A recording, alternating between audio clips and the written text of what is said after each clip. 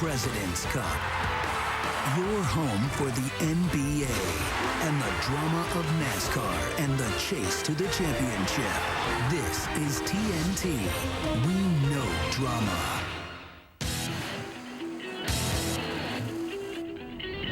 Welcome to the Bank of America Countdown to Green as we get set to go racing. The famous Monster Mile in Dover, Delaware, race number 2 in the chase for the Nextel Cup. 1 week ago, Tony Stewart finished second in the race but remained first in the chase. Ryan Newman won a side-by-side dash to the checkers that thrilled the fans. But memories of bad tempers and poor judgment still linger from Loudon. Do you think time heals all wounds? We'll see, because the clock is ticking. The 2005 chase for the Nextel Cup started at 1:20 p.m. last Sunday, and the trouble started just about a minute later. Busch in the wall, the defending series champion. Caution is out at New Hampshire. The chase, for some, the chance for a perfect 10 was over early. I don't know who the crew chief of the 10 is. I just want to talk to him a little bit. The 10 car, we've had issues in the past, and this isn't the place to repay somebody. 10 drivers in the chase for the Nextel Cup. Just when these men thought the field might be a little bit smaller and their chances a little bit better, things got ugly. If people are going to run you over for no reason, don't think they're going to get away with it, then you just go out there and ruin their day too. I think that's the best way to do it. In this playoff, everybody gets to play, and sometimes these boys don't play well with others. It seemed that no one could escape the fender-bending frustration in the first race of the chase. Smoke left front tire damage on the 20. Well, almost no one. The chase begins in New Hampshire, and Ryan Newman wins. Now it's Dover, NASCAR's Monster Mile. If you thought last week was tough, you were right, and it doesn't get any easier today. Anger Management 101 is about to begin, and look who's at the head of the class. Just goes to show, when it comes to NASCAR, you never know what's going to happen next, and Dover is next.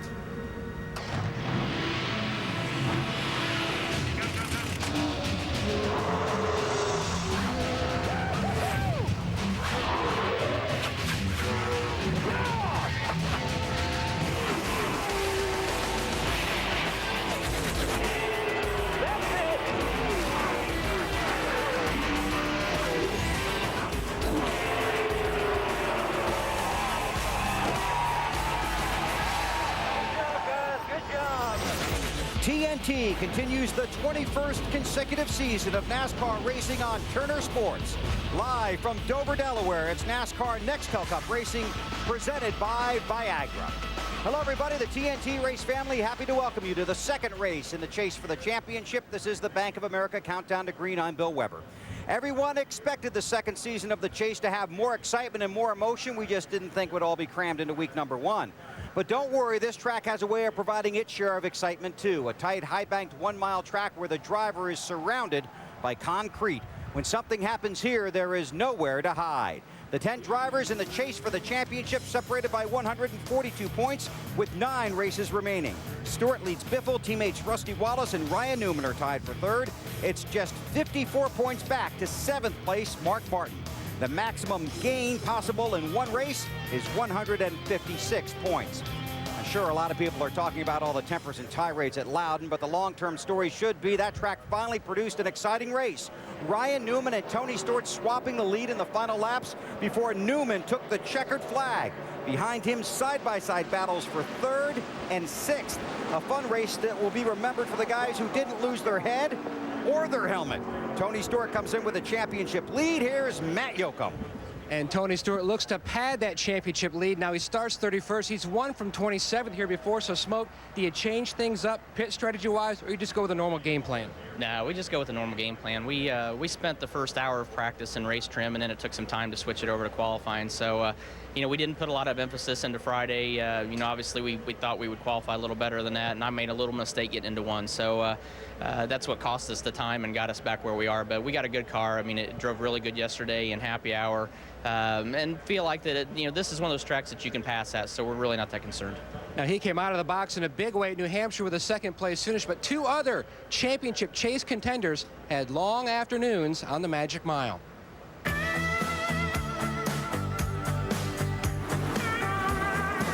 Busch in the wall, the defending series champion.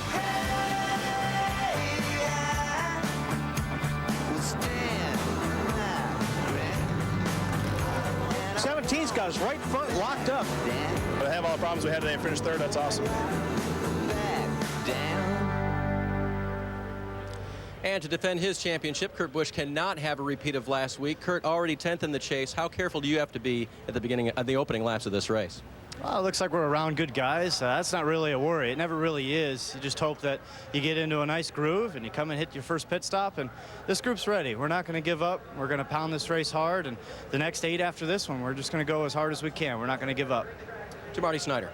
We saw the fortune that Matt Kenseth had last week in chase race number 1, but I'm just curious. You and I were joking. Can you win a race at Dover without pitting? That sounds like a Bill Weber joke to me. Yeah. I could if it was like 80 laps or less. Yeah, that wouldn't be very good. No, seriously, though, after last year, do you feel like you owe yourself one at this racetrack, Matt? Well, I do know one thing. We do a lot of racing, you know, every year, and everybody makes mistakes. That one was definitely 100% driver mistake. I kind of panicked about having a tire I thought was going down and got into pit road too hard. So this place in Darlington, you know, it's easy to do that. And that was certainly a dumb mistake that I've been having a hard time living down today, especially. So try not to make any mistakes today, and hopefully we can do the right things in the car and be there at the end. Alan Bestwick.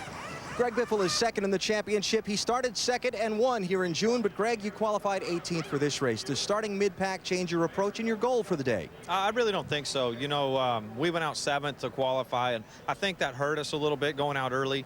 And I think we got a great chance today. Our car ran really well in happy hour, and unfortunately qualified 18th. I wish I'd been a little bit better than that. You know, the field was so tight. A 10th would have put me, you know, up in the top 10. So just be patient, like we did yesterday in the Busch race. Ended up 5th, and that was a good run for us. I think we can be a little better today. All right, good luck today. That's Greg Biffle, and we go back to Bill. Thanks, Alan. Kenseth with a shot across the bow early. Now, Greg did win here from the second starting spot in June. There have been 71 Nextel Cup races here at Dover. 36 of those 71 have been won by a driver starting in one of the top 3 spots. That's the first lap. Here's what's ahead on the Bank of America Countdown to Green. Ryan Newman is looking for his 4th win at Dover, his first Nextel Cup championship, and a few used cars. He's hoping to get all 3. Temper has always been a part of NASCAR racing, and it was a big part of race number 1 in the chase. We'll look at the passion and its price tag. And Wally Dallenbach tackles the Monster Mile. It's all coming up on the Bank of America Countdown to Green. Is out. Bank of America Countdown to Green. Brought to you by Bank of America, Higher Standards. And by Wendy's Classic Hamburgers. Do what tastes right. Now, this week's Bank of America Higher Standards moment. Ryan Newman leads. Tony Stewart is second. He's going to try to get underneath him. He's got a lot of race car under him. Slide job. He's got it. Newman's taking a look. Is he there? This is for the lead inside of 2 to go. Oh, they make contact. Oh, here we go. The chase begins in New Hampshire, and Ryan Newman wins.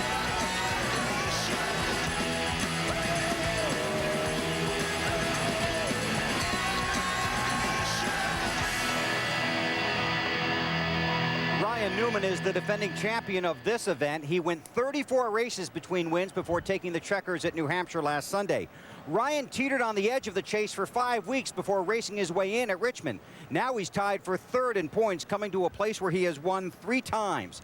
On the track, Newman's goal is winning races and collecting points. Off the track, his goal is getting out of the gas and collecting his winning race cars. Dominating performance by Ryan Newman. He wins at Dover. An impressive margin of victory, better than 7 seconds. In the last 4 Dover races, that would be 1,600 laps. Ryan has now led over 600 of those laps.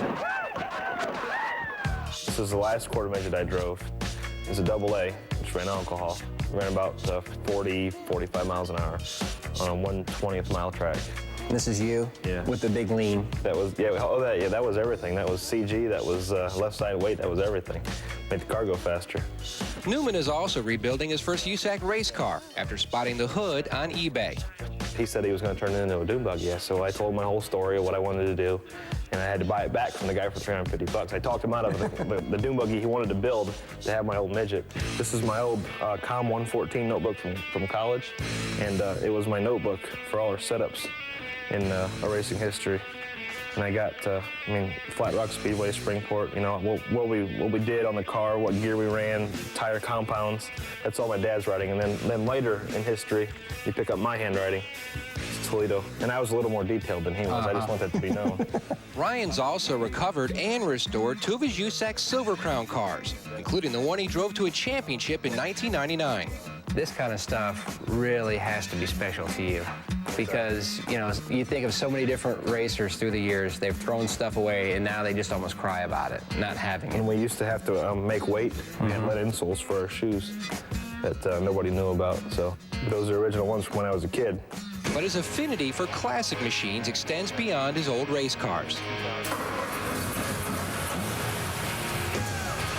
You can only put about 2 little kids back there and a driver because it actually bottom out the truck arms. But it's a blast to drive. It's laid a couple black streaks in the parking lot. Oh, really? Yeah. I'm surprised. It'll light them up pretty good. I took Chrissy down to the Museum of the Indianapolis Motor Speedway. We're walking down through there, and I'm trying to, you know, get her interested in all these old cars because that's what I like, you know. And she sees this Jaguar. I said, if you can tell me how many cams it has, then I'll get you one. So she looks at it, and dummy me, there's 2 obvious parts to the engine. It's a double overhead cam. So she goes, 2. I said, uh-oh. This is a 74 Triumph TR6. My grandfather rescued it at a junkyard, and he drove it. It was his, you know, Sunday, have fun, drive to the ice cream stand car. And him and my grandmother used to take it out all the time. My grandfather had a stroke. He couldn't drive it anymore, couldn't operate the clutch. My dad said, well, why don't you just hang on to the car? Because he was going to sell it. He said, why don't you just hang on to the car and, you know, give it to Ryan for his 16th birthday. Sunglasses that my grandfather used to wear when he was driving the car, and I got them in the glove box. You still wear them now? They're crooked, they're crazy. They got a little Buddy Holly on them, but I'll wear them when I'm driving the car. Ryan Newman would love to add a fendered stock car to his list of championship-winning mounts. Now, you said that you limped into the chase, but last week, a huge win. Now you come into Dover. Could you pick a better place to really lock in that momentum? Well, not really, but, you know, every racetrack is equally weighted as far as points go, and we look forward to another opportunity here at Dover. Our Otto Dodge was fast in qualifying, felt pretty good in race trim yesterday morning, and had some momentum from yesterday's Busch race. So we'll see if we can. That was a dominating win. Yeah, but today's a different day, and we'll just have to see if we can do it again. Well, good luck today. Now let's go across the driver intro area to his teammate, who's standing by with my teammate, Alan Bestwick. Rusty Wallace has been a Dover winner 3 times. Rusty, this track is so tough. Do you think more about getting to the finish or about the win when you get started? Well, when I get started, I really kind of race the racetrack. I pretend really I'm at Darlington, South Carolina, because the place can eat you up. It's a fast racetrack. You can really get loose up off of turn 2 and off of turn 4, so you got to respect the track. But all in all, Alan, handling's the most important thing in the world right here. So, in track position, it's been this way all year long. The track position thing's so important. So, you know, myself and Larry Carter and the 2-car guys will be working really hard on handling. We'll be working hard on track position and things like that. All right, have a good race. Rusty starts 6th. Bill? Thanks, Alan. Last call for Rusty Wallace here at Dover, a track that has always been one of his favorites, at a track where he has always been one of the fan favorites. Jeff Gordon is a 4-time winner at Dover, but was 39th here in June. He starts 25th. Ricky Rudd makes his 55th start at Dover from the 20th spot. He's a 4-time winner here. A look back at all the love we saw at Louch when the countdown continues. On at driver introductions, Jeff Gordon, Brian Vickers, and Jimmy Johnson. 3 of the guys from Hendrick Motorsports talking it over before 400 miles here at Dover. After last Sunday, it's hard to believe this sport once had an unwritten rule called the gentleman's agreement. Racing is a contact sport where cars run fast and tempers run hot. You don't have to be in the chase to feel the heat. You just have to drive through it. There are a number of ways to tell a competitor how you feel about their driving, and it's never hard to tell who a driver thinks is number 1.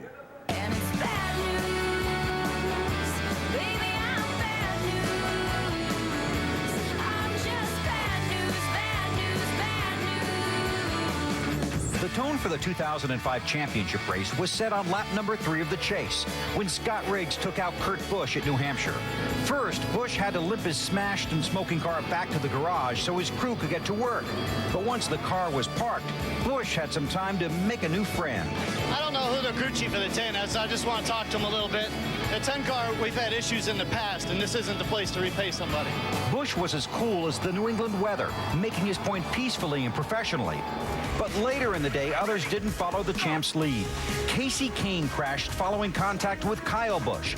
Under the caution, Kahne cut directly in front of championship contender Jimmie Johnson and made an attempt to deliver the payback. Doing that under caution is definitely the wrong thing to do, and I won't do it again. But I felt like I needed to make a statement, and that was my statement. Robbie Gordon brings fire and desire to every moment. Last Sunday, Gordon crashed after contact with Michael Waltrip. Only two men know exactly what happened. He ran in the corner and ran into me and knocked me up in the marbles, and I just turned left to get out of the marbles and hit him. I didn't mean to wreck him, you know. I just was trying to save my butt, and he got in the way, and he wound up in the wall. I don't regret about throwing my helmet. I mean, throwing my helmet, and you see guys in football throw their helmets all the time when they have a bad play or they feel like they got done wrong. Look for the intensity to increase. Last year, the championship was decided by a microscopic 8-point margin. You should expect the final 9 races to be packed with passion and energized with emotion. And just a few moments ago, Robbie Gordon introduced to the fans here at Dover. After the race at Loudon, the NASCAR trailer in the garage became a rehab center for the ill-mannered. And Monday night, the penalties were announced. Kasey Kahne fined $25,000 plus 25 driver and 25 owner points. Robbie Gordon's grand total was $35,000 plus 50 driver and owner points, including $10,000 for an obscenity he used on this network. Michael Waltrip was hit with a $10,000 fine plus 25 owner and 25 driver points for an inappropriate hand gesture caught on television. He is appealing that fine. I talked with NASCAR President Mike Helton in the garage this morning. He told me every situation on the track is evaluated on an individual basis. Penalties have increased and will continue to do so. The bottom line, Mike told me, you don't want to be the next guy. Here's how he addressed the issue in the drivers' meeting this morning. Many of you can race side by side, pass each other without any incidents. We've seen it for years. We've seen it for weeks this year. We've seen it for laps even last week. So we know that you can race side by side with each other with respect. And we're asking you to remind yourself of that. And owners and crew chiefs, if you have a driver that may not understand that, it would be wise for you to spend some time helping him understand that, and completely on the radio, or in particular on the radio when his temper may be getting to the point to where it's going to go the wrong way. We're not asking you not to be angry.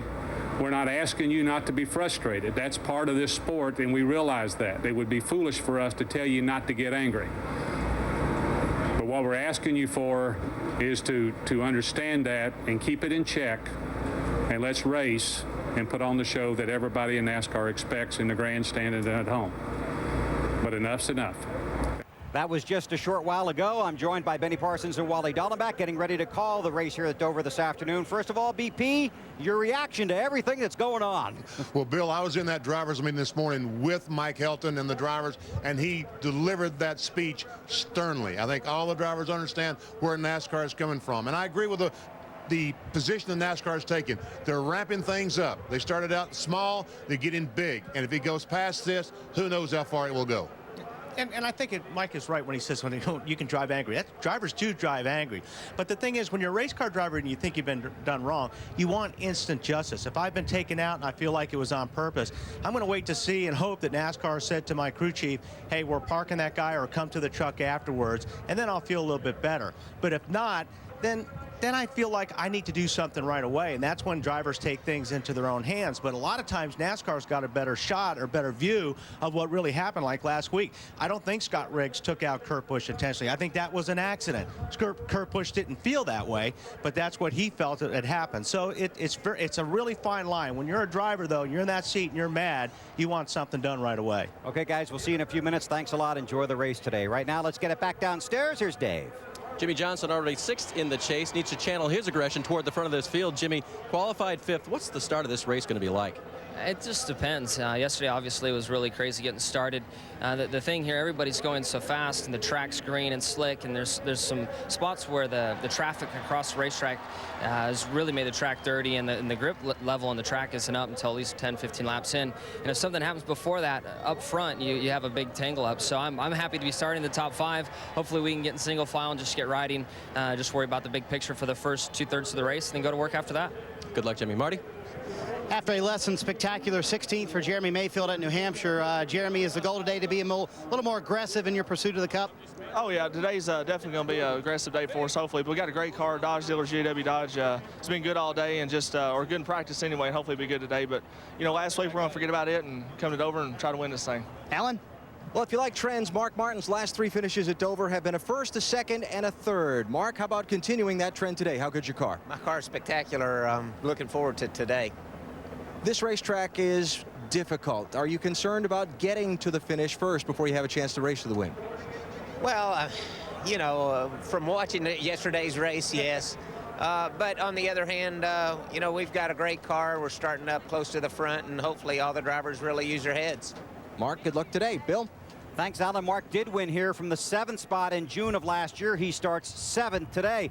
Only 4 times in 71 races has the winner at Dover started 7th. Bobby Allison did it in 1983, but only 1 driver has won twice after starting 7th at Dover, including a win on September 18th, 1977. The man that started 7th that day and won? Benny Parsons. We didn't have to look it up. Benny just told us. The countdown will continue from pit road.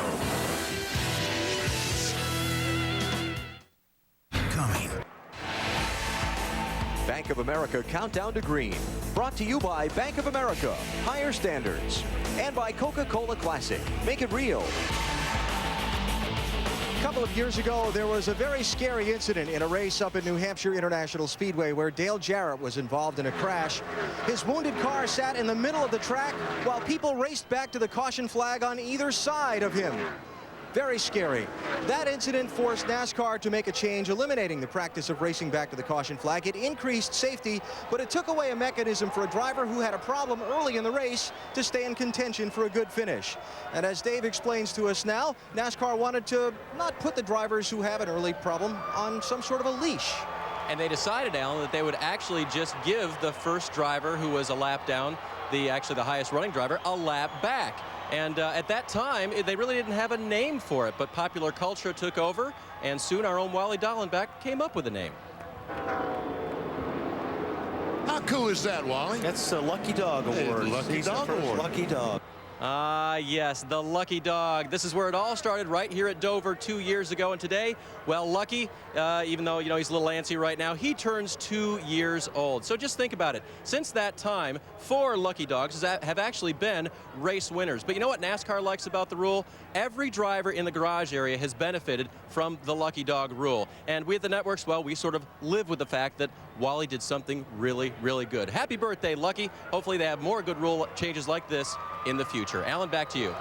All right, Dave, thanks. Carl Edwards hopes he doesn't need a lucky dog today. Carl, you start back in 32nd from this position on the grid. What's a good day going to be? A good day for us will be a top 10 here. I don't believe I've finished in the top 10 in a Cup race here yet. And yesterday we were 10th in happy hour. Bob Osborne and the guys helped me a lot with my line, got the shocks built just right, and we got faster and faster. So, you know, I got to thank Tony because he really saved me by qualifying poorly as well. Man, I just had a terrible lap, and you know, at least we're back here with good company, and hopefully we can get a top 10. It'd be a great day for us. All right, we'll keep an eye on it. Let's go to Matt. We've already talked to one Dodge boy on the front row, and here's the other one, Casey Kane. Now, if a place ever owed anybody anything, it would have to be Dover. Leading here last year, slipped in oil, hit the wall. How good's the car for today? I think our Dodge dealers, UAW Dodge Charger, is pretty good. It was we were a little tight in final practice yesterday, but we made some changes. Tommy's doing a good job, and this team is too. So we have a good pit stall. Hopefully we'll be able to stay up front. To Snyder. In his reunion race with Tony Eury Jr., Dale Earnhardt Jr. finished 5th last week at New Hampshire. You start 4th today, but with a brand new race car, is it good enough for a top 5, Junior? Yeah, it is. We were pretty good in practice. A couple guys that are real fast. If I was a betting man, I'd put my money on Kyle Busch, but he's got a real fast car. But I'm pretty happy with mine. It's been good all weekend, and we got a real cool setup in there that's working real good. Alan? Well, playing nicely with others isn't the strongest suit of our man Wally Dallenbach, but it is the subject of this week's Wally's World, driven by State Farm. Two groups on the racetrack that have to play well together. The 10 drivers racing for the championship and the other 33 drivers in the field.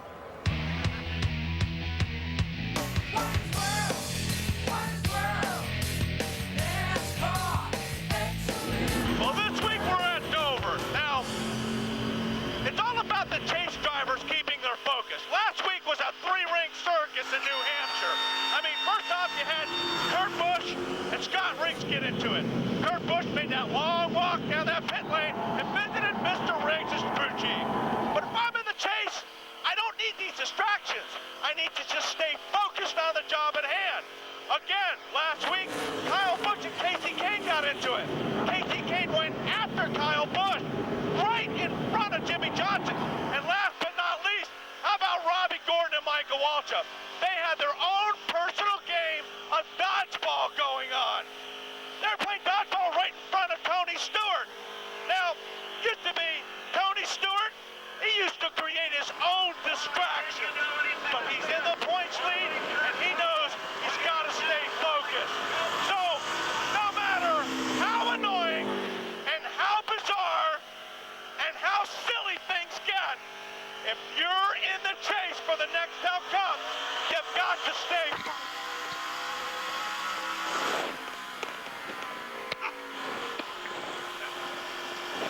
No matter how annoying, how ridiculous, and how bizarre things get, if you're racing for the cup, you've got to stay focused.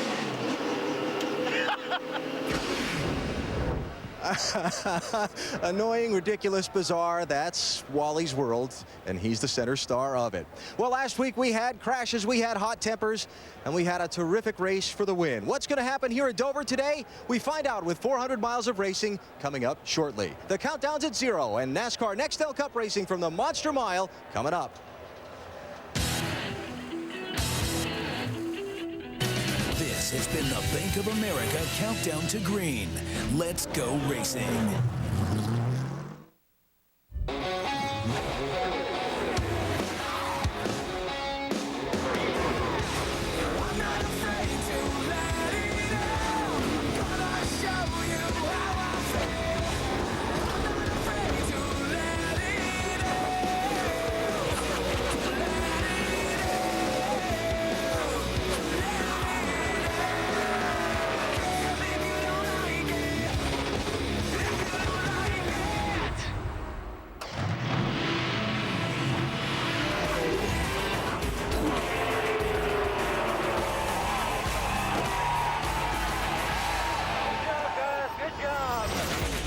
TNT Sports continues its coverage of the NASCAR Nextel Cup race for the championship.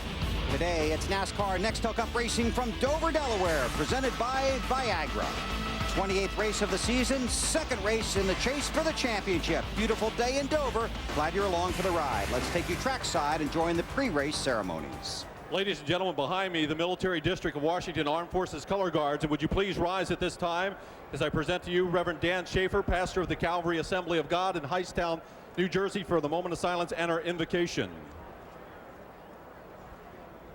Could we just take a moment and remember those who have perished in the Gulf Coast from Katrina and Rita? Could we do that right now? Take a moment of silence, please.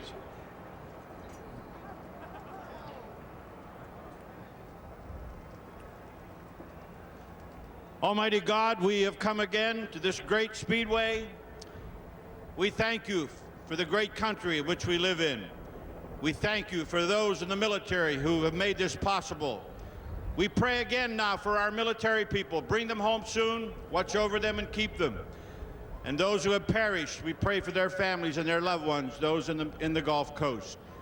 And now, Almighty God, we pray as we always do for a great race, for a safe race. We ask this in Christ's name. Amen. Shalom.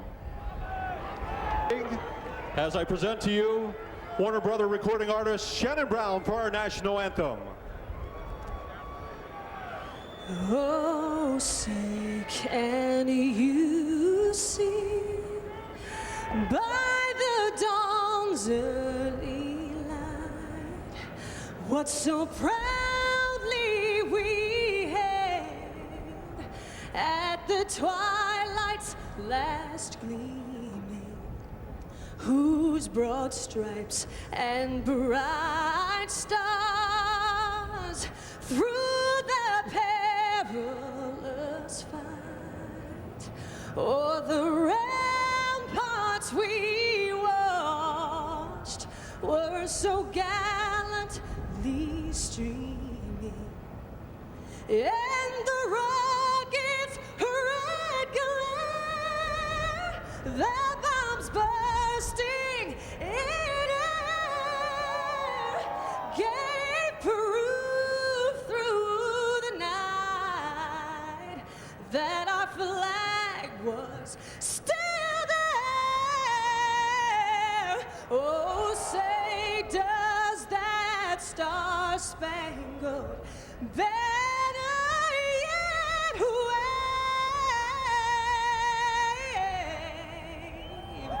o'er the land of the free,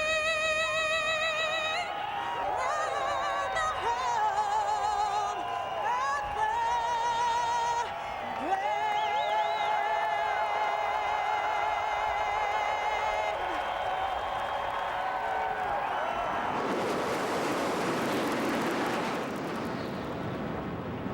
When we were here in June, 7 of the guys in the chase for the Nextel Cup finished in the top 10, and all 10 finished in the top 16. What will happen today? The Command, when we come back to Dover.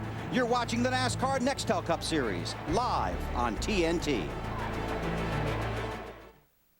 This week's Nextel Fan of the Week, presented by Sprint, is Gary Pizzella from Allentown, Pennsylvania. Gary is the Cub Master of Pack 77, and this year they're going to do something big as a part of their Racing into Scouting program. They're going to make a huge float for the Allentown Halloween Parade. I understand it's going to be pretty special. It is going to be special. It's a recreation of Jeff Gordon's car completely, and all the boys are going to be his pit crew. They're going to march behind the car carrying tools and gas cans and tires, and we're really looking forward to it. It's a great time. And Nick, what are you going to do?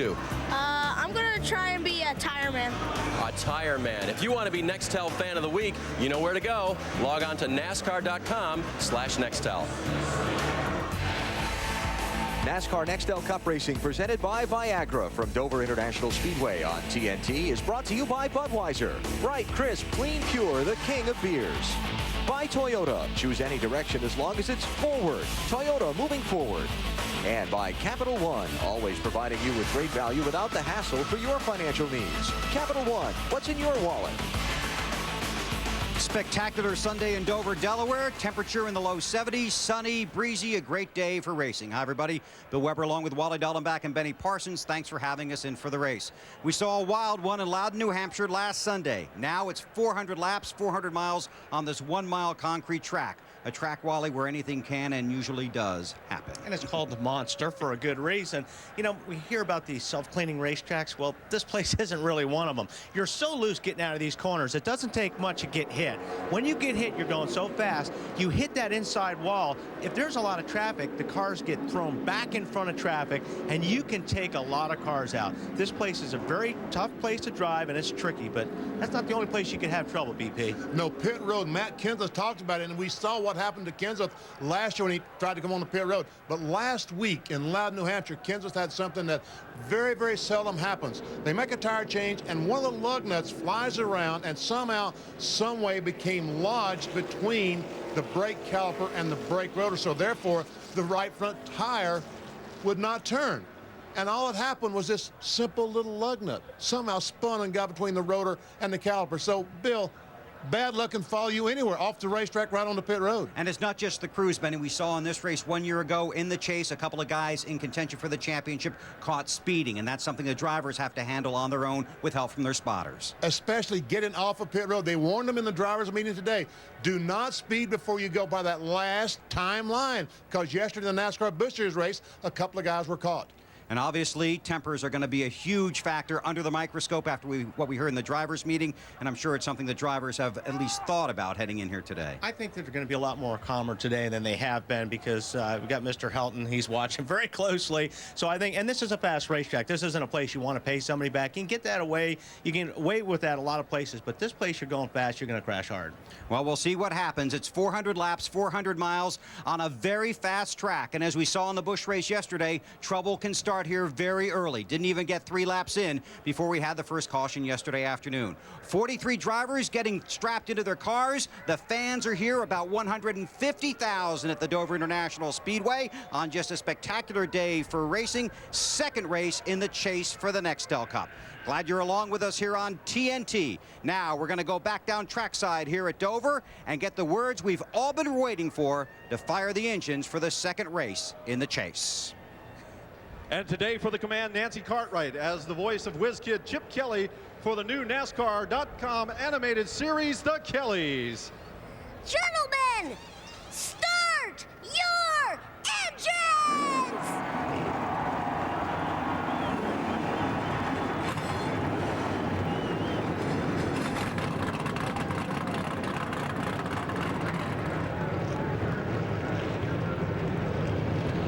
10 men preparing to take the next step on the road to Homestead, Miami in the chase for the Nextel Cup. When we come back to Dover, the starting lineup and the green flag. You're watching NASCAR on TNT.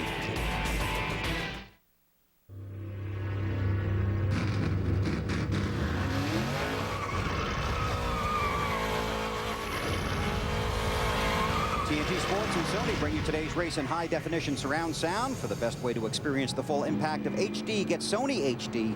Hear the big picture. Cars begin to roll off of pit road here at Dover. Budweiser, the official beer of NASCAR, is the proud sponsor of the Budweiser Pole Award, given to the fastest qualifier at each NASCAR Nextel Cup Series race. Budweiser congratulates Ryan Newman, his 6th pole of 2005, and all those guys in the shootout at Daytona in 2006. Here's the starting grid for today's race at Dover. On the pole, Ryan Newman. Next to Kasey Kahne. Next up, Kyle Busch. Watch this guy. He's got a pretty fast car. A lot of guys worried about him. On the outside, Earnhardt Jr. Back in row 3 on the inside, Jimmy Johnson and Rusty Wallace, 2 of the guys chasing the Nextel Cup. In row 4, Mark Martin chasing the championship was very good in practice. Bobby Hamilton will be in a backup car. He'll drop to the rear of the field. Row 5, we got Joe Nemechek on the inside and Kurt Busch on the outside. A little bit of a hole to start with in New Hampshire last week, but got a good race car today. In row 6 on the inside, Matt Kenseth and Jeremy Mayfield, a couple of guys chasing the championship. In row 7, Travis Kvapil, another good qualifying run for him. He's next to Sterling Marlin. Row 8, Dale Jarrett inside, as well as Scott Wimmer driving the 22 car. Back in row 9 on the inside, Kevin Harvick. On the outside, Greg Biffle, also in the top 10 in points. Jamie McMurray is 11th in the championship standings. He's next to 4-time Dover winner Ricky Rudd.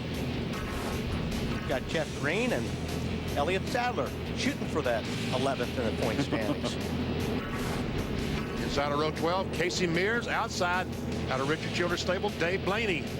Starting back in the 25th position, Jeff Gordon, next to Hendrick Motorsports teammate Brian Vickers. Row 14, Michael Waltrip on the inside and Bobby Labonte on the outside. Row 15 on the inside, Scott Riggs. On the outside, Mike Bliss in the 0 car. Also will have to go to the rear of the field. Had to go to a backup car following a crash yesterday. And look at this, back in row 16, Tony Stewart, the championship leader, and Carl Edwards. And as we take a look at the rest of the starting grid, let's check in on the radio with BP. Who you dialing up, BP? We're going to try Elliott Sadler today. Hey, Elliott, Benny Parsons, you got me? Hello, 35 seconds. Giving him the RPM for second gear. Hey, Elliott, Benny Parsons, you got me? Yes, sir. BP, loud and clear. Okay, you got that 3,500 in second gear, didn't you? Yeah, we got it all figured out. Okay, Elliott, you're shooting for that 11th position in NASCAR Nextel Cup points. Have you got a car that can gain some points today on the competition? You know what? I'm really excited about today's car. I think it's just as good or better what we had here in the spring. We are going for 11th place. We're racing some really good race teams, Benny, but I think this M&M's Ford team can do it. We got a lot of heart on this race team. We made some changes, but we got a lot of heart still on this team, and I think we can get it done in the last 9 races. Well, good luck to you. All right, y'all have fun up in the air condition today. We will. Elliott Sadler on the radio with Benny. Listen to your favorite drivers' team communications at home or on any computer with NASCAR.com's Race Day Scanner and get exclusive content on ALL and on NASCAR.com. Final stories from pit road. Let's start with Marty Snyder. Well, Bill, there were also some changes for Elliott's teammate Dale Jarrett on Friday. A familiar voice on the radio, Todd Parrott, the man he won the 1999 Cup Championship with in a duo that won many, many races, including one here at Dover. The changes were an effort to make this team more aggressive, and General Manager Eddie DeHaan, who's also one of the best spotters in the business, also up top now watching the race for DJ. They're trying to get DJ to victory lane, something he hasn't done in 97 races, Dave. Marty, changes for Jeff Gordon happened last week when Steve Letarte took over as crew chief. I asked Steve if he gotten a lot of advice after his first race as crew chief last week. He said, no, not much, but it's there if I need it. On-the-job training, or OJT for me, is the way to go. I asked him about the setup on the car. He said it's a lot like our teammates, but with a twist so that it's really Jeff's setup. Matt? Dave, winning at Dover is tough, but winning from outside the top 20 is almost unheard of. In fact, it's only happened here twice in 71 races, but that's what Tony Stewart, who's done it once here, and Carl Edwards will try to do today, starting in row 16. But their biggest thing today, survival. Now, over my left shoulder, their spotters, Mark Robertson and Bobby Hudson. They're going to try to get those guys through the pack and to the front without any issues. Alan? There are so many places to get in trouble here on the Monster Mile. The narrow straightaways with walls on both sides where a spinning car can block the whole track. The narrow pit lane where a car pulling out of its pit, if he makes contact, can wrinkle a fender, ruin your whole day, ruin your handling. Staying out of trouble is the big picture for the most part of this race for the 10 drivers chasing the NASCAR Next L Cup Championship. If they can stay out of trouble and near the top 10 for 350 miles, then they can go race for the win. Bill? Thanks, Alan. Gentlemen, have a great day down there. Field has just gotten the 1 to go, BP. You know, we talked about in the opening about not getting caught in speeding coming off pit road. See, the drivers think that this line is the one that they've got to beat their competitors to. And that's true because the camera that NASCAR uses is located there. But NASCAR times the cars until they go by this line. So you speed to cross this line, you're speeding when you get to the other one. That's pretty tricky. It is tricky. Jimmy Johnson got caught on that here a year ago, was not very happy with it. Tricky for me because I don't get it. Kurt Busch, tough week at Loudon last Sunday, getting ready to go today. Here's his radio traffic a moment ago. All right, boys. Last week slipped away from us. Let's go. 9 weeks to go. Let's do our jobs. We're not going to get this back in 1 week. We need to put together some strong efforts. Make sure we do our job. No problem. No biggie. Let's do it. Ryan Newman finished 42nd. Kurt Busch, his radio, he finished 42nd at Atlanta. Ryan Newman getting ready to bring the field to the green flag here at Dover with Casey Kane right next to him. 43 cars, 400 laps, 400 miles here at Dover. Second race in the chase for the Nextel Cup. Glad you're along for the ride. Sun shining, green flag about to fly on TNT.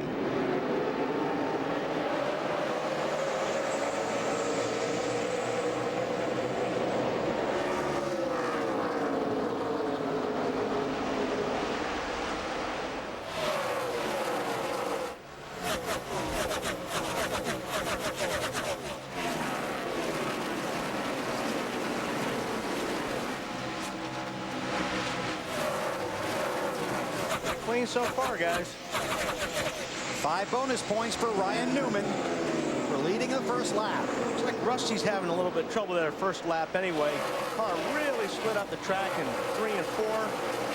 Everybody's trying to get underneath him, but it looks like he may be coming to him now. Now he gets to the bottom.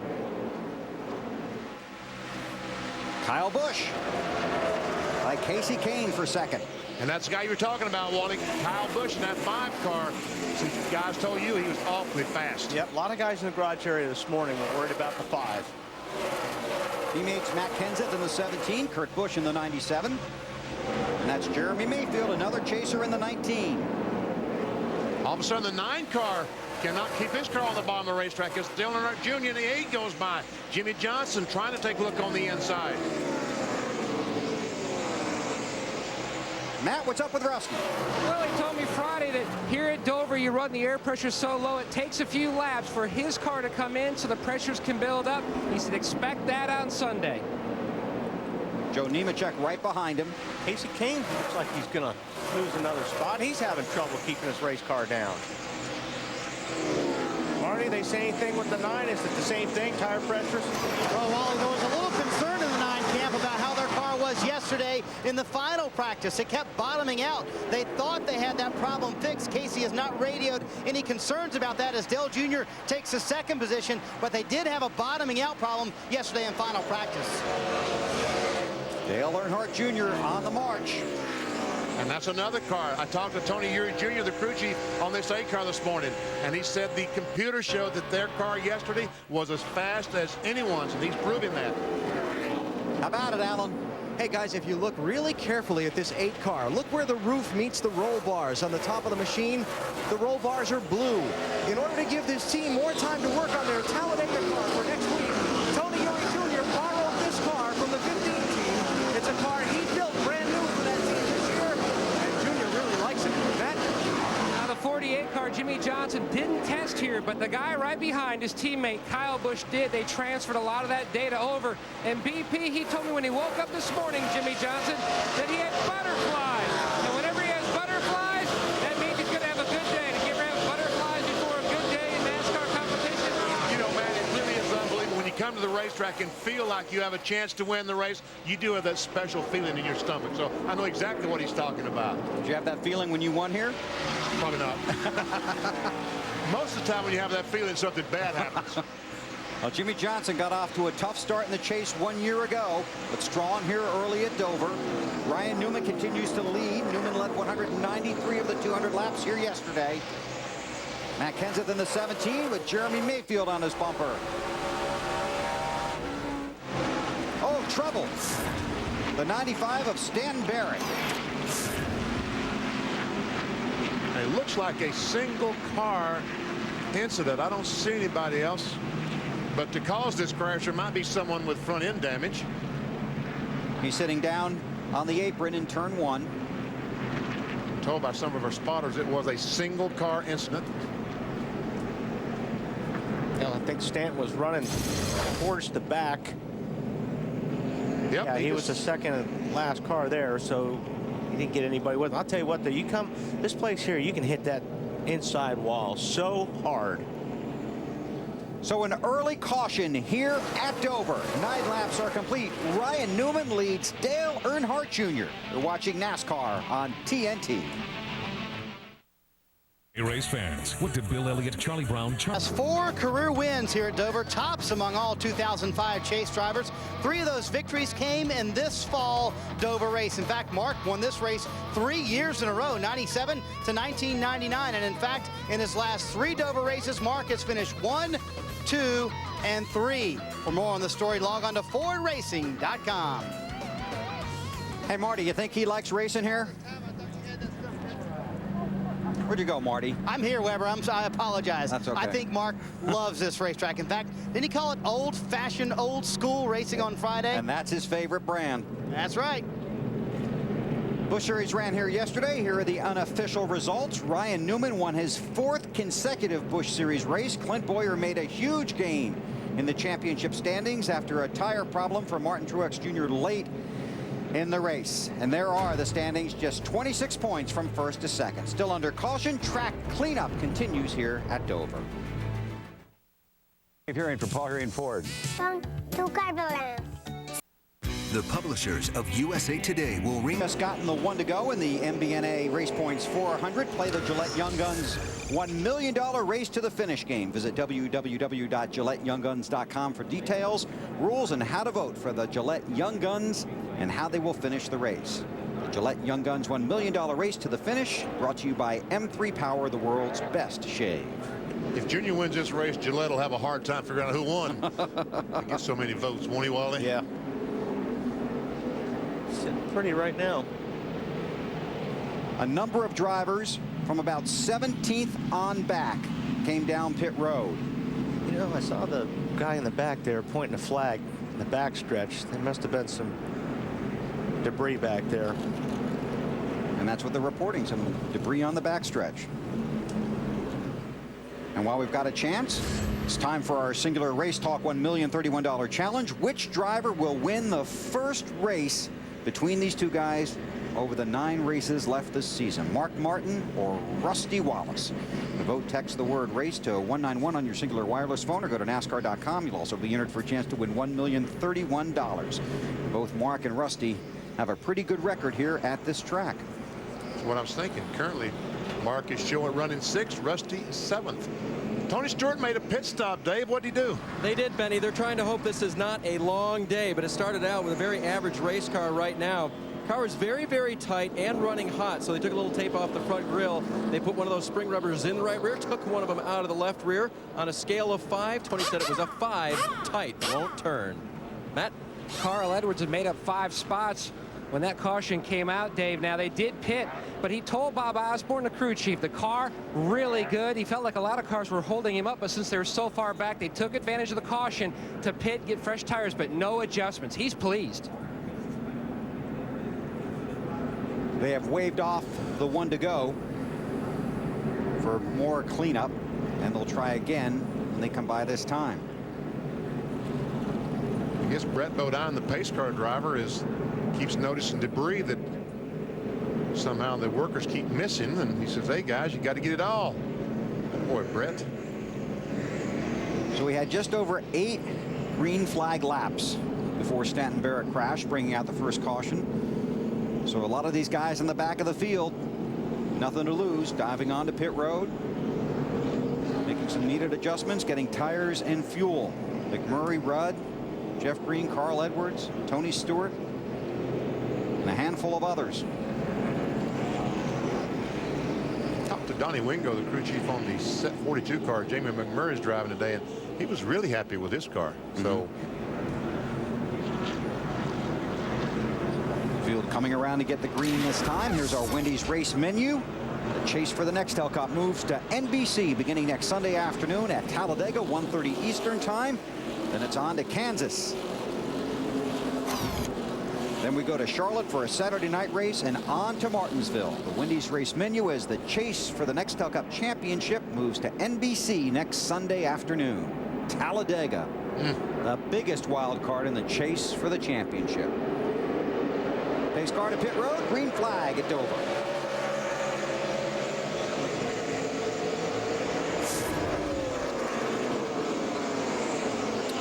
Okay. Jimmy Johnson underneath Earnhardt in 3. Those butterflies are helping him pedal that car. 48 looking under the 8. Kyle Busch is just sitting there saying, who I want to follow. And Dale Earnhardt Jr. in his 8 car, he hasn't had a lot to crow about this year. He's liking it running up front. He wants to stay there.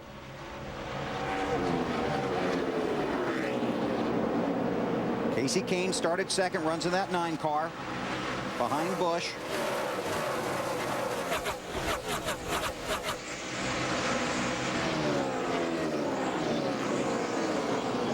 Greg Biffle has been a guy on the move in the 16 car. He's back a little bit in the pack, but has moved his way up to 13th after starting 18th. Casey taking a look.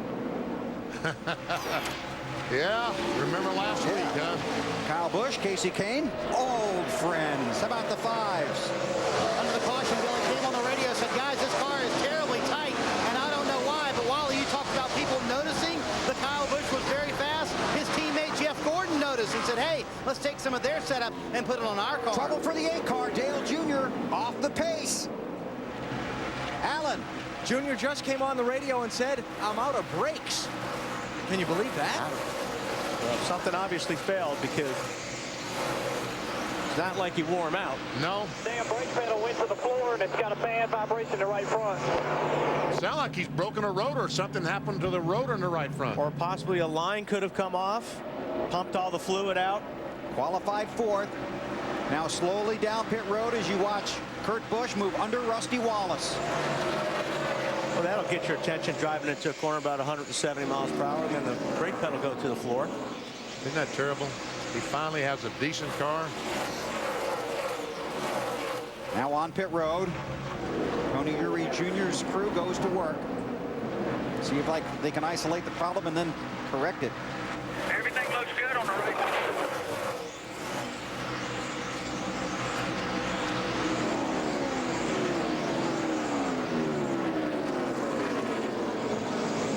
You got some more, Alan?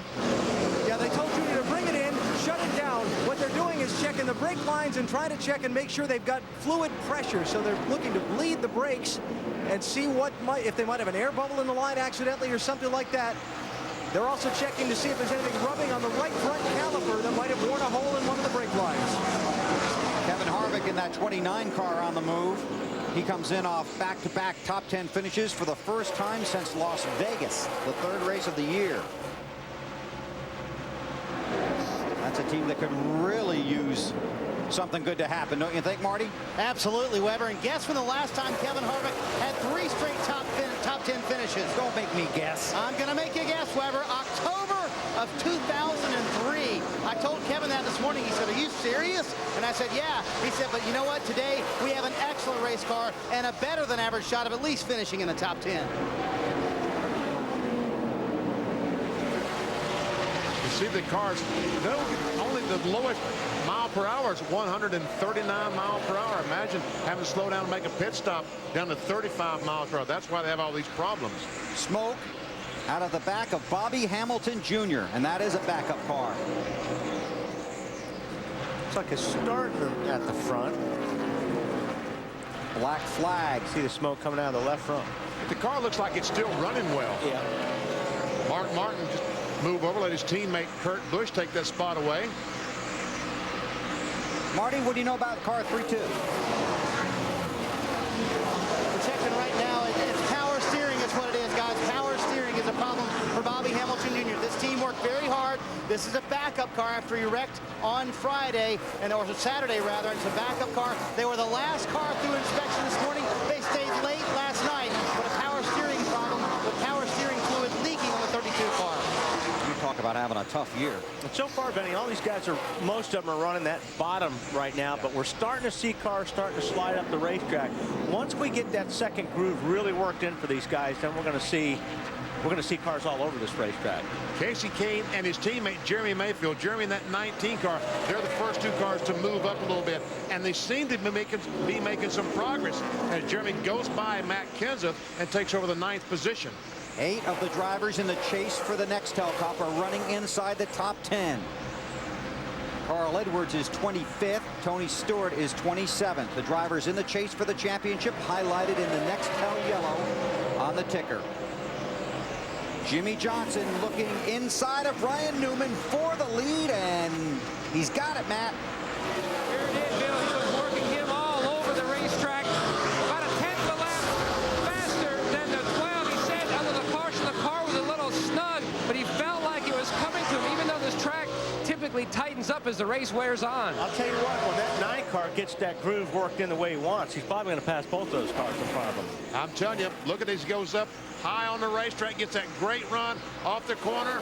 Newman has no choice but to give him that room. 9 cars going somewhere, Marty. Yes, he is, BP. I know you love to say that. And Casey told me before the race he was going to be committed to that middle groove. He said, "I feel like it will help me longer in the run. The car will be very good." Remember we told you about the bottoming out problem? Casey said it's still there. And just before and just after he was passed for the lead, Ryan Newman called into his crew chief, Matt Borland. His car tightened. That means it can't cut and turn as well as he needs it to in the corner. Dale Earnhardt Jr. has gone back out on the racetrack. I just talked to his crew chief, Tony Eury Jr. He said, "I have no idea what happened. The brake pedal went to the floor. They checked all the lines. They checked the master cylinders. They sent him back out. He's got brake pedal now." 42nd in the running order, 8 laps down for car 8. 5 bonus points for Jimmy Johnson for leading a lap. Finished second in the championship chase 1 year ago by just 8 points. And I talked to the crew on this 48 car this morning. I said, how's the car? And they said, oh, it's like old times. We're really good. Tell you what, that 9 car is getting such a good run off the corner because he's running that high line. He's not binding his car up like the 48 is down on the bottom, holding that steering wheel really tight. And that 9 car, it looks like he comes off the corner. He's got 50 more horsepower than Jimmy Johnson. Kasey Kahne does not have a lot of experience at this track, but runs very well here. 38th a week ago. Should have won this race. Sure should have. Was that last year, right? Last year, leading the race with what, just 4 or 5 laps to go. Hit some oil down in turn 3, in the wall, destroyed the car, and did not get that first win in the NASCAR Nextel Cup. We got that this year in Richmond. Hey, another guy that's coming is Kurt Busch in that 97 car. Just moved into the 4th spot, passing his brother Kyle. And Greg Biffle also on the move. Restarted 13th, now 6th, and thinking about 5th. How about the Biff, Marty? Hey, he's pretty loose, but he came on the radio during the caution. Then his car wants to turn a little too easily. He said, but I think that'll play to our favor because this racetrack will tighten up the longer we run. He also told Doug Richard, his crew chief, listen, the air pressures we used yesterday in my Busch car were too low. I was bottoming out for too long. Let's not go that low. Let's split the difference. After struggling for a couple of weeks, 5 straight finishes of 6th or better for Biffle. He goes by the 5 car, moves into the 5th position. And where did he start? Started back at 18th. Got some trash up there on the 9 car, possibly. Boy, you're going to start that grill. again? Yeah, he does. Little pieces of paper. We'll keep an eye on that. Jimmy Johnson leads Kasey Kahne. 38 laps are complete here at Dover International Speedway in Delaware. 44 laps are complete here at Dover. Jimmy Johnson leads Kasey Kahne. Second race of the chase for the Nextel Cup Championship. Johnson is one of those chasing the championship. Time to take you through the field, presented by Speed Pass from Exxon and Mobil. And here's Matt. Bill, JJ trying to chase down another Dover win, something he did twice back in his rookie years. Is the car a little snug, but boy, he is really motoring away. Snyder. Kasey Kahne has not said a word about the debris on his grill, so the water's not too much of a concern.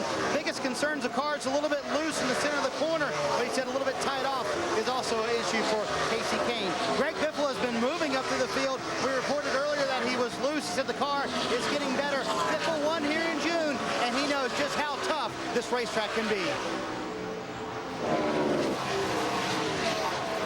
It's a pretty difficult place. You know, it's concrete and real rough, you know, kind of bumpy. It's not rough, it's just real bumpy and chattery because of the concrete, the tires under the concrete.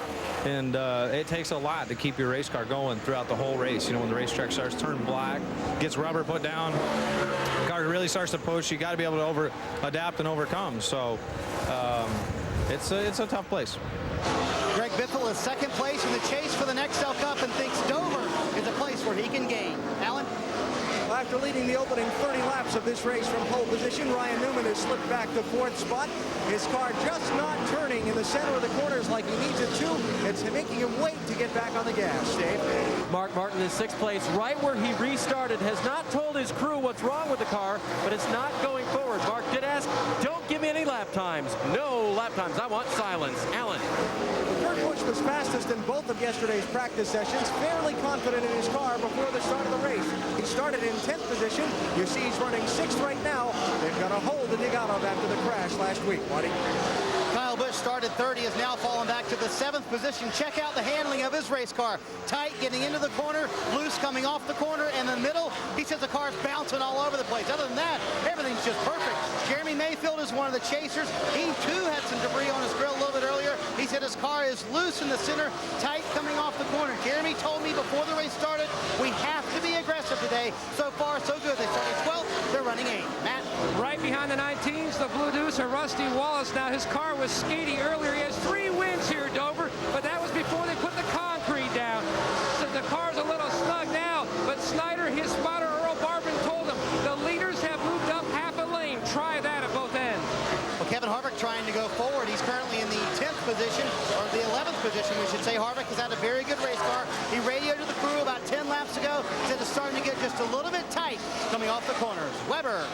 Thank you, Marty. Jimmy Johnson leads by a second over Casey Kane. Mark Martin has moved up to 4th position. 2 cars have been warned by NASCAR to pick up their speed. Carl Long and Kenny Wallace. Let's continue to go through the field. The 17-car Matt Kenseth, Allen. Yeah, good run in New Hampshire last week after recovering from an early problem, Bill. Moved Matt from 9th to 5th in the championship. Started this race, he took the green in 11th, moved up a couple of spots, now has given those back with his car not turning as well as he'd like. Matt? 2 Ganassi cars, Sterling Marlin and Jimmy McMurray running 12th and 13th. Now Sterling has never won here, but he does have 2 top 5 finishes. He says the car is tight, track bar and air pressure adjustment. Meanwhile, the 42 McMurray, they felt coming in, the lap tracker system from Happy Hour said the car was going to be great. The car a little tight, though. That's why they pitted. Meanwhile, the 10 Scott Riggs, his team telling me also he is way too tight on entry. Joe Nemechek is running in the 15th position. Joe took the green flag for this race in 9th. He has slipped back just a little bit. This is a race car that is brand new, never tested, never turned a lap until it was brought here on Friday morning for practice. Dave? Robbie Gordon's car was loose on the first run, turned a little bit too easily. They came in and took on only 2 right side tires, made an air pressure adjustment. Now the car won't turn. Matt? Elliott Sadler running 17th. Now he did miss the chase, but trying to chase down that $1 million plus bonus. The guy who finishes 11th says the car is a little snug, but not bad. Meanwhile, the 77 out of the Penske stable, Travis Kvapil, says he has no right front grip, none whatsoever. They're going to try to work on that on their next stop. And then Bill Davis's car with Scott Wimmer, who won here in the NASCAR Busch Series, working on a strong top 20, says the car is tight all the way around. Dave? 4-time Dover winner Ricky Rudd says the car will not turn entering the corner, and when I want to leave the corner, it turns too well. Hard to control right now for the 29. Matt, back to you. Now the 99, Carl Edwards, 9th in the championship standings coming in. Now they pitted back on lap 13, Dave. They didn't make any adjustment, but now he says the car is just way too loose. Just trying to hang on, Dave. How about Stewart? Not real good right now for Tony Stewart. Remember, they came in and worked on the car during that first caution. Now he said, I have to hook the left side tires on the very bottom of the racetrack to even get this car to turn. Guys, we've got a problem in the front end of this car. Tony Stewart back in the 30th position. There's the leader, Jimmy Johnson. And right now, 2nd in the championship standings. He would be 13 points behind Greg Biffle. 59 of 400 laps are complete here at Dover. Jimmy Johnson leads Casey Kane. You're watching NASCAR on TNT. About 150,000 fans here at the Dover International Speedway. NASCAR Nextel Cup Racing presented by Viagra. Jimmy Johnson is the race leader. 2nd is being contested, though, between Casey Kane in the 9, Greg Biffle in 16. And Biffle's using Kane's line now. Come on, Greg, that's not fair now. He wasn't a couple laps ago, but I think he's searching right now. Biffle's searching? Yeah, Biffle's looking for a line that will get him some ground. Now he's back to the bottom. Pretty good off of through 1 and 2 that time. Biffle with 5 wins this season. See, now last time he was way high, but this time he said, I'll try the bottom. All right. Hey, Marty. Yes, Weber. Didn't mean to wake you. What's going on? It's okay. You're not waking me up down here. Hey, a couple of things that happened here. The 48 car got through traffic much better than Casey Kane did. That's something that Tommy Baldwin preached to him. Listen, just be patient. We have a great race car. But the other thing compounding this battle is that Greg Biffle's car is getting better the longer they run. Remember, he started a little bit loose, and he said the track is coming to him. His car awfully fast right now. Hey, Marty, it's a busy day down there on pit road here, isn't it? Oh, yeah, and it's hard to hear, too, Weber. We'll keep that in mind. Stanton Barrett treated and released from the infield care center. Oh, Mike Bliss. It's going to be okay, boys. Hold the brake, Mike. Caution is out. There you go, straight. I don't believe you just barely tapped the back bumper, guys. It'll be okay.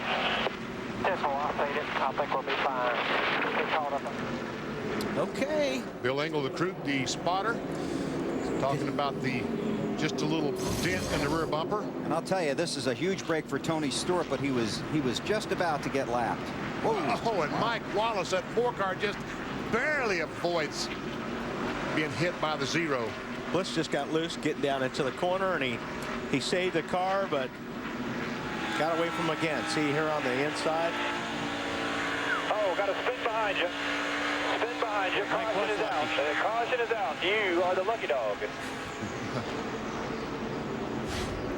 Mike Bliss has had a tough weekend here. This was in practice. Yesterday, off turn 4, goes down and in that inside wall, just like we saw Stanton Barrett do earlier in the race. So started at the back of the field in a backup car, and now his crew works on that. Second caution of the day in the MBNA Race Points 400, and it will be a big parade to pit road. Dave Burns. The 6 car of Mark Martin, he finally reported in, tight in the center of the corner, won't turn, so they'll take air pressure down on both left side tires, a slight chassis adjustment as well. Matt. Now the concrete pad is actually larger than what the actual pit stall. Jimmy Johnson asked Chad Knaus inside the black lines. He said yes, they're going to make a chassis adjustment to fix that tightness. Snyder. Second place in the race and second place in the championship. Greg Biffle comes to pit road. He makes a wedge adjustment and also an air pressure adjustment. Car just a little too loose at the end of that run. Alan? Well, Kurt Busch pitting from 4th position. They have already made a wedge adjustment in the left rear corner of the car. They made sure he parked it with the nose pointing out so he can swing around the traffic in front of him if needed. And a 4-tire change for Kurt, and he's on his way. Hey, what? Greg Biffle. I believe he got out first. Sure looked like it. And there is not a lot of room to maneuver coming off a pit road here.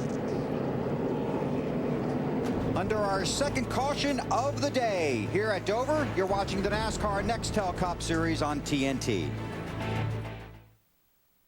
We talked about how difficult this day can be on pit road. Watch what happens here. Yeah, watch 17 pills out. Benny got company. 29 car Kevin Harvick trying to lead at the same time. You see the dent in the door of the 17 car. That doesn't hurt anything. And watch Jeff Merkel, the jackman on the 16 car. Watch these stop. And this car came out first. He goes back around, lets the car down, around to the left side. Jacks her up. They throw those tires on. Say, let her go. And the green comes back out here at Dover. Greg Biffle leads. All 42 cars pitted. Biffle got a good restart there. And he got the lead thanks to that great pit work by his crew.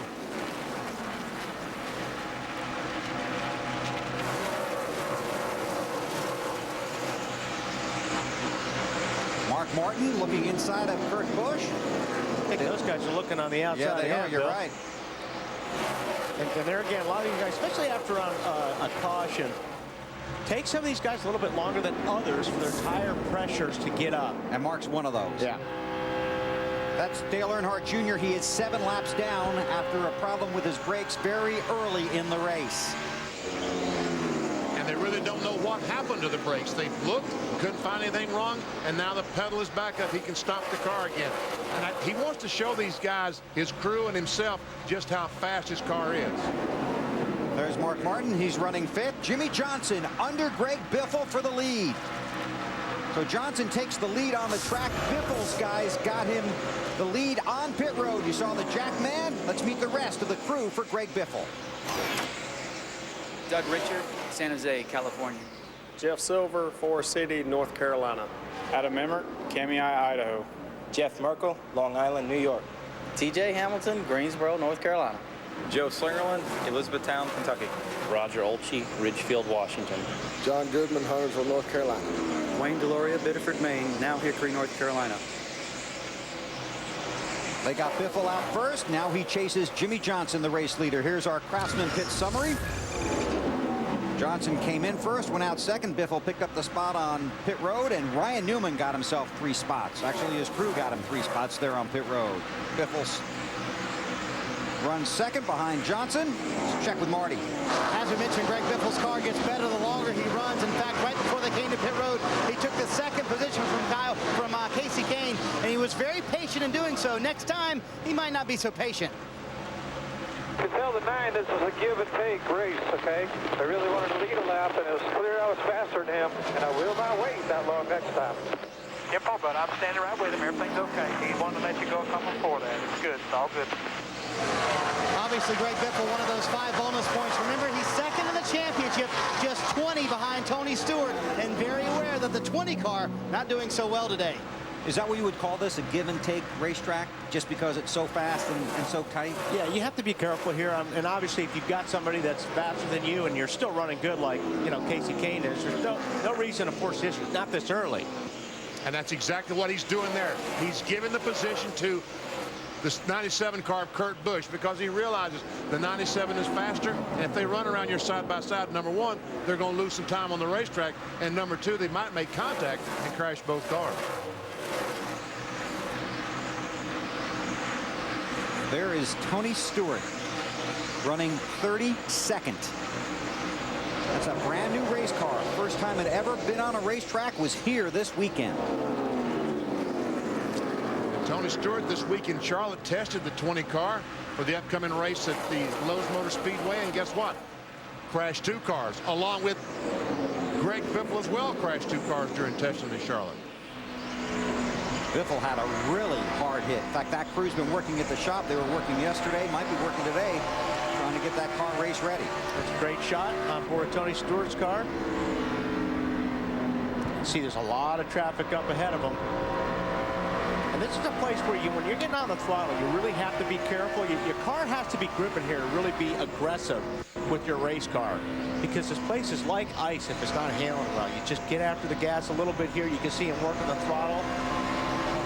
And he's getting on the throttle really late, which means that his car is either not turning or it's loose. He doesn't have a good handling car right now.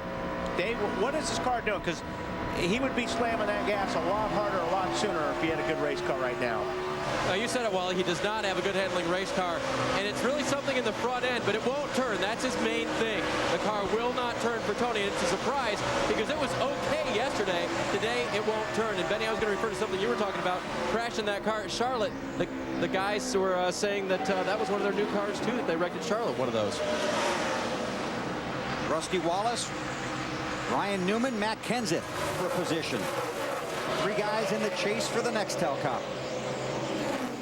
This is all going on for the 8th position.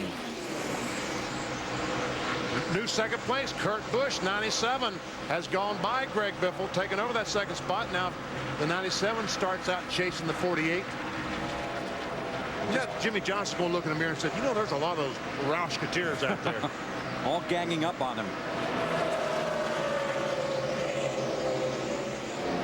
See that hole in the door there, the 17 car of Matt Kenseth when he made that contact with Kevin Harvick. But he runs 9th.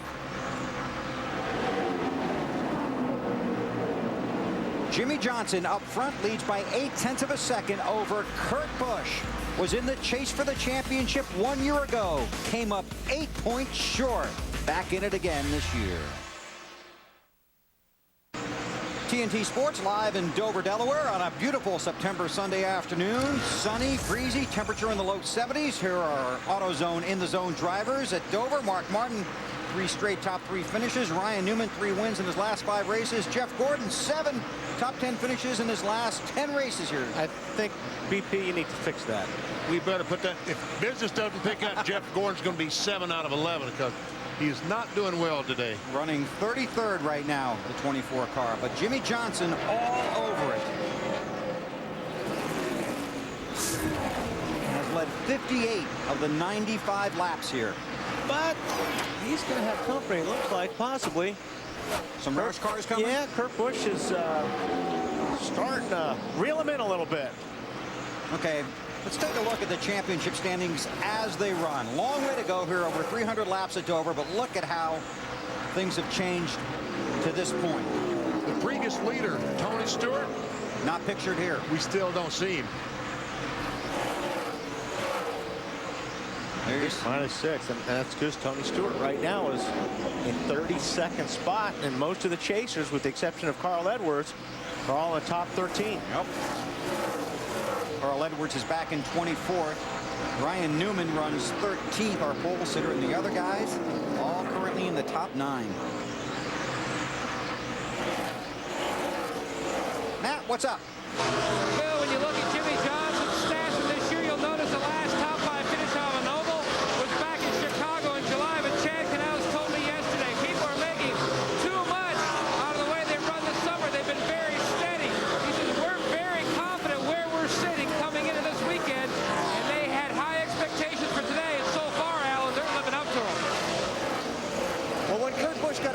New Hampshire last weekend, Matt, a lot of people started using the word mulligan. Based on the way the chase unfolded last year, they thought you could have one bad finish and still win the championship. But Kurt's crew chief Jimmy Fettig told me this morning they don't think that's the case this year. They think they have to win today, and at worst, have a top 5 finish to still be in the hunt. Marty? Alan, Greg Biffle still in third, and remember his car was loose to start with on the last run. He said this run, it's even looser at the beginning of the run. BP talked about him wrecking at Charlotte and testing. They wrecked 2 cars, as they said there, and Greg said he's about 90% today. Very sore in his shoulders and in his neck area. He said, but when I get in that race car and I start racing, trust me, I'll be 100%. I'll find that extra 10%. And oh yeah, Bill, by the way, the crew is working today, fixing that car, and they said it will be in Kansas in 2 weeks. Thank you, Marty. You know, I want to go back to what Alan was reporting about. I mean, you know, we just looked at the points as they run now. And Kurt Busch is sitting in second, but points-wise, he's in ninth. I mean, you know, and that's the thing. Yeah, you can have one bad one, but you know what? Everybody else better have one bad one, too. That's exactly how it's going to work out. You can have one bad race as long as the other 9 guys have one. Right. And that's what happened. We learned that last year. Each guy in the top 10 last year had a bad race. Matt? But Bill, when I talked to Ryan Newman on Wednesday looking at his classic and his race cars, he told me he thinks that might have been just last year. He thinks you're going to see 2 or 3 guys hit a streak and possibly go through the entire chase without having to use a mulligan. So you're going to have to try to be perfect every weekend because you don't know if that indeed will hold true. I agree with you, Matt, because I think these guys are still learning how to run this last 10 races. You know, this is only the second year, and I agree with you. I think there's going to be some guys that don't have any trouble, and they're going to be shooting it out. It'll be fun to watch it play out. This is the second race of the 10-race chase for the Nextel Cup. Jimmie Johnson with Kurt Busch closing in after 103 laps at Dover. Every child should have the opportunity to. NASCAR Nextel Cup Racing, presented by Viagra from Dover International Speedway on TNT, is brought to you by Allstate, official partner of NASCAR. By Wrangler, real comfortable jeans. And by Sony. Transform the way you watch racing with Sony, the world's greatest high-definition television. Caution is out here at Dover for debris. The field coming to pit road. Dave Burns. Mark Martin called this first pit stall tricky. Remind me every time that I've got it, and he hits it perfectly for the second time today. The rear end of the car shaky in Mark's words. They make a chassis adjustment. 4 tires and fuel for Mark. Matt.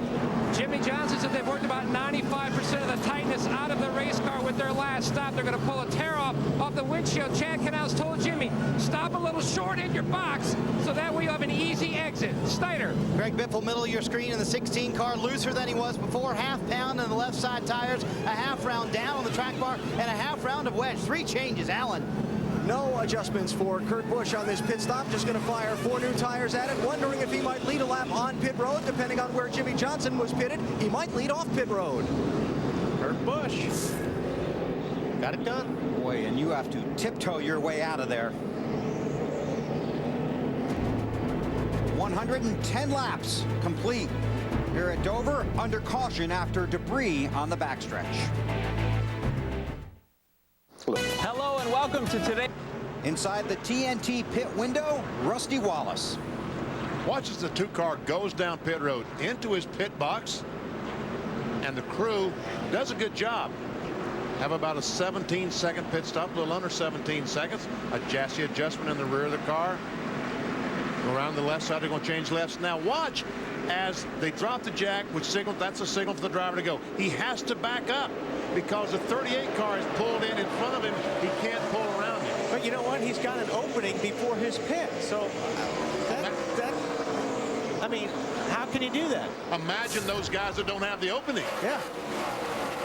Also pitted outside the box last week at New Hampshire. Matt? Bill, there is an opening, but it's a very small opening, only 9 feet 2 inches, so it's not a full pit box.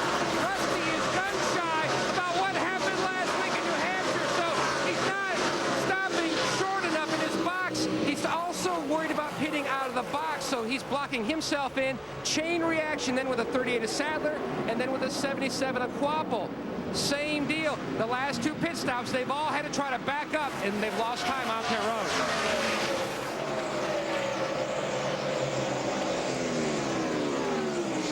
car, Kenseth trying to get by the Kane car for the 6th position. That's Casey Kane in the 9. Robbie Gordon was black flagged for not starting at the back of the field, had to serve a pass-through penalty down pit road. We were just talking about him. He was having a good run up until then. Yeah, exactly. Now he's a lap down. Tony Stewart was the lucky dog under that last caution, so he got to come around. He had just been passed by the race leader. So Stewart is on the lead lap, runs 33rd, the final car on the lead lap.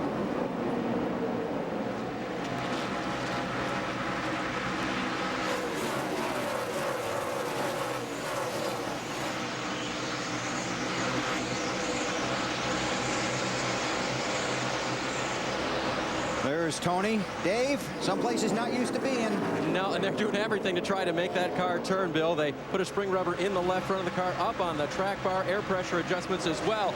And one interesting thing to watch, Tony almost pitted too soon under that caution as the lucky dog. The crew had to remind him, hey, you got to go around one more time and pit just before we go back to green. Tony's not used to being the lucky dog, guys. And all of a sudden, the 12 car, Ryan Newman, who was the fastest qualifier on Friday, is going backwards. Alan, what's going on? Oh, boy, Benny. Just before that last set of pit stops, Ryan came on the radio about 3 different times, and each time his description of the car's handling was more vivid, all revolving around the same thing. He's losing the front end. They continue to make adjustments on that car. Matt Moreland told them they take a big swing at it on this pit stop. Doesn't appear like it's getting any better, does it? Not so far. That's one of those things here. You want the front tires to feel like they're just eating concrete. That's how you know the car's working. And when you say it's losing the front end, it doesn't feel like you can even feel the steering wheel. Like the tires are not even hitting the racetrack. And to update his teammate Rusty Wallace, who has been inside the top 10 most of the race, has just moved up to the 11th spot after that long stop as exit out of his pit stall.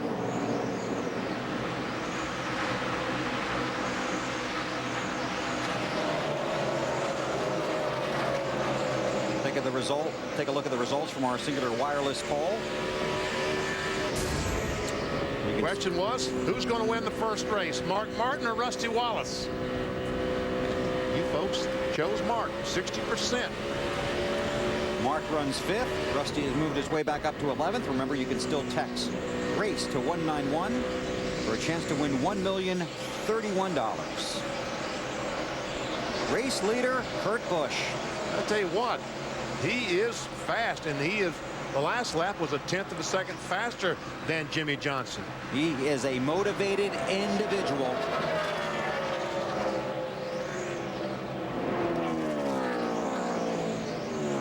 Struggled last week after being put in the wall. Finds himself deep in the chase for the championship. Has to work his way back to the front. A little different role for him in 2005. Each practice session, you stretch yourself thinner, working harder.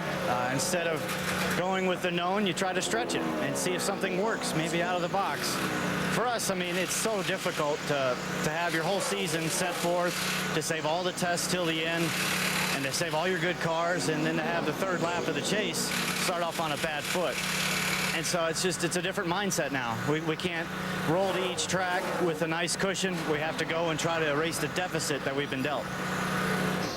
And the driver has to be mentally tough. Mentally tough, I agree. Just like Wally talked about in their pre-race show today. And these guys, they're going to be, I mean, they're going to run good, I believe, the rest of the year. It just, again, goes back to what we talked about earlier.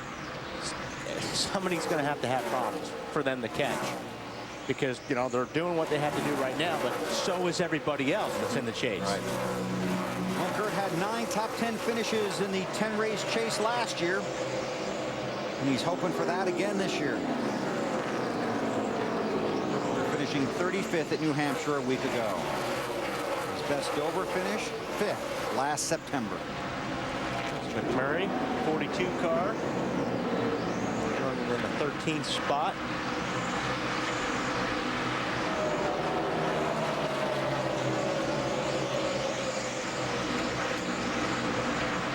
front, Kurt Busch leads Jimmy Johnson and Greg Biffle, the defending series champion, trying to put back-to-back Nextel Cups.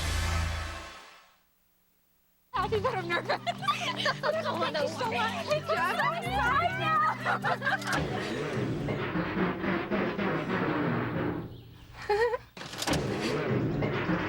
What are we gonna do?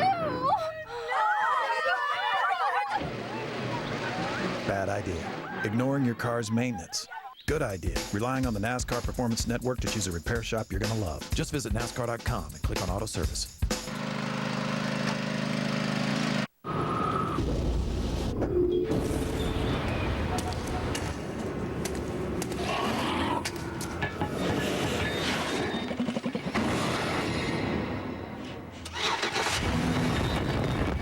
Introducing the all-new Chevy Impala. Available with a powerful 303 horsepower small block V8 that delivers a remarkable 28 miles per gallon highway. It's a whole new animal. Chevy Impala, an American revolution. Hey, Peanut. Hey, Marty. You remember when David wrecked that truck at Nashville? Yeah. How'd you guys cut the front end off of it so quick? You just got to keep it really sharp. What about in Kansas City when Dennis put it in the fence? How'd you guys get out so quick? This little baby right here. Craftsman, the official tools of NASCAR at Sears.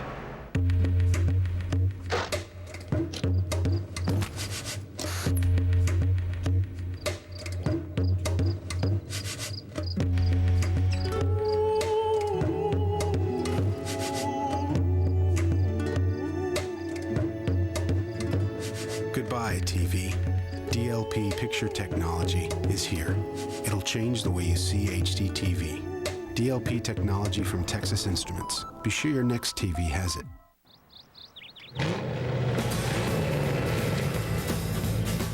Cool.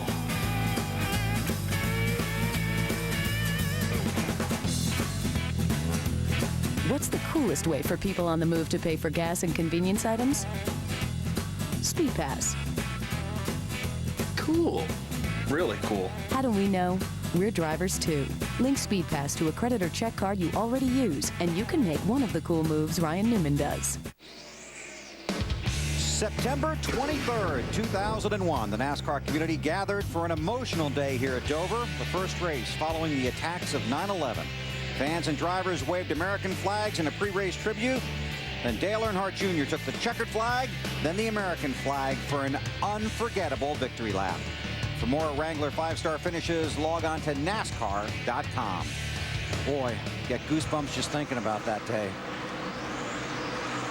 And Junior's not going to win today because, folks, early on in the race, he had a brake situation, and currently he's back in 39th, 7 laps down.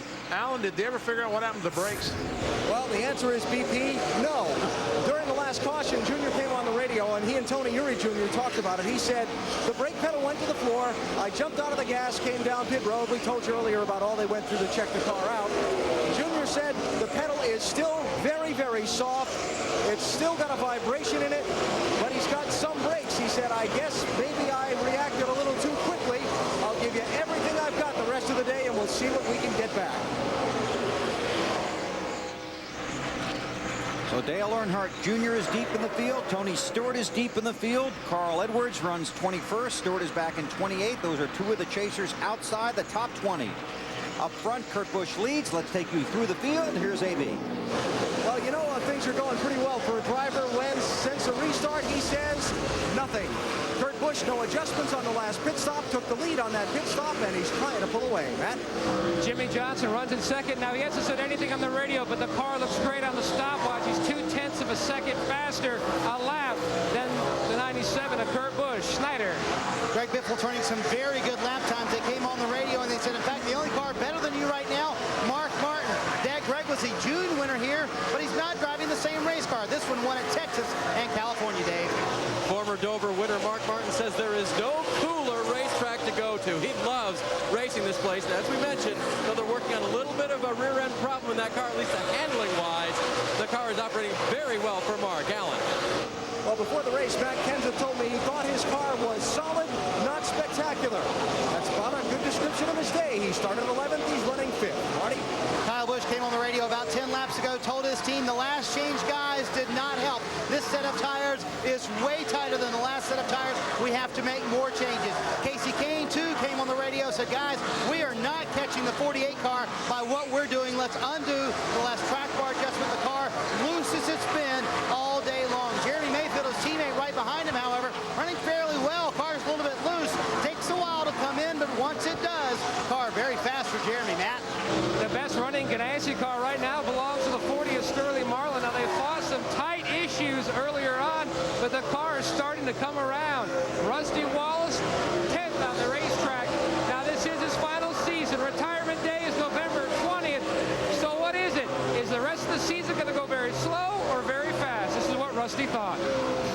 I hope it seems like it's a long time because I'm really not ready to retire right yet. You know, I'm having too good a time. My car's running great. We're third in the points. On the other hand, you know, you want it to end pretty quick because you don't want to lose any points. And you want to stay on top of your game like I am right now. It's very tense. And I've told everybody we need to take one race at a time. And every single race to me right now is the most important race in the world. I'm not thinking 3 or 4 races down the road, and let alone another year down the road. I'm thinking everything is the most important. And that's the way I've did it the last 15 races. And it's really paid dividends when it comes to getting me these points. What a way to go out in Nextel Cup competition to have a chance to win a championship. Rusty's team made some minor changes to work on the tight condition above the corner. He currently runs in the 10th position. Kurt Busch runs up front by 7/10 of a second over Jimmy Johnson. Greg Biffle is third. Let's continue to go through the field, Alan. Yeah, Joe Nemechek having a steady, solid day. Bill started 9th. He's running 11th. Joe reporting a little bit of help needed on the front end of his car, but overall, it's just not too bad. Matt? Last fall, Casey Mears in the 41 had a great run going. He was up to 8th, and then he cut a right front tire. About 15 laps ago, he came on the radio and said, I think I've got a tire going down. The crew jumped up on the wall, but he still has not come in. His teammate, Jamie McMurray, told me he's almost mentally better prepared for non-impound weekends when you have Saturday to work on the race car after qualifying. Currently, he runs in the 13th position, not having a bad day, Alan.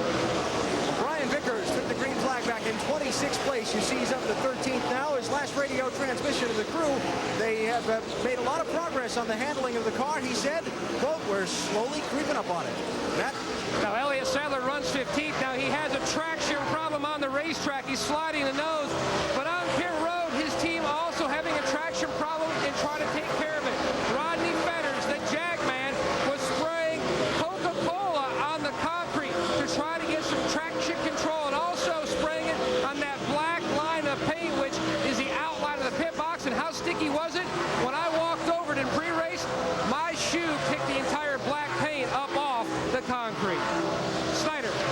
Kevin Harvick trying to work his way back up through the field. At one point in this race, he was 32nd. Remember the lap 69 contact he had with a 17 car. The left front fender, Todd Barrier tells me, is about halfway fixed. The car has been tight for Kevin. He said the biggest thing we need is track position, Alan. Well, not too good for Ryan Newman, the man who started on pole and led the opening 30 laps of the race. We talked about him complaining that the front end of the car is being lost as far as grip is concerned. Now he says when cars get up behind him, he loses the back end too. He's back to 17th, Dave. The last time Kyle Petty won a Nextel Cup race, it was right here at Dover. That was 317 starts ago for Kyle. That was back in 1995, having a great run today in the top 20. 31 of Jeff Burton having a great run as well. On that last pit stop, the car was better, according to Jeff. They took a little more air pressure out of the left front. The car was still just a little bit tight. And as for Ricky Rudd, his car wanted to spin out on every lap, but not too bad. They made a slight air pressure adjustment for Ricky in that 21 car. Matt? Now, just outside the top 20 is Carl Edwards, one of the chase drivers, currently in 23rd. Bob Osborne is not only calling out Carl's lap times for him, but he's also calling out the lap times of the car in front, the Rabbit that he's trying to chase down, but also the guy behind. So Carl has an idea how he is running, Dave, but right now he is tight. What about the 20 team? Still tight right now, Matt. 2 cautions ago, though, the 20 team got their best news of all. Tony Stewart being the cheerleader for this group. He said, guys, keep your heads up. We've got 400 laps to try to get this thing competitive, and they will work on this car all afternoon.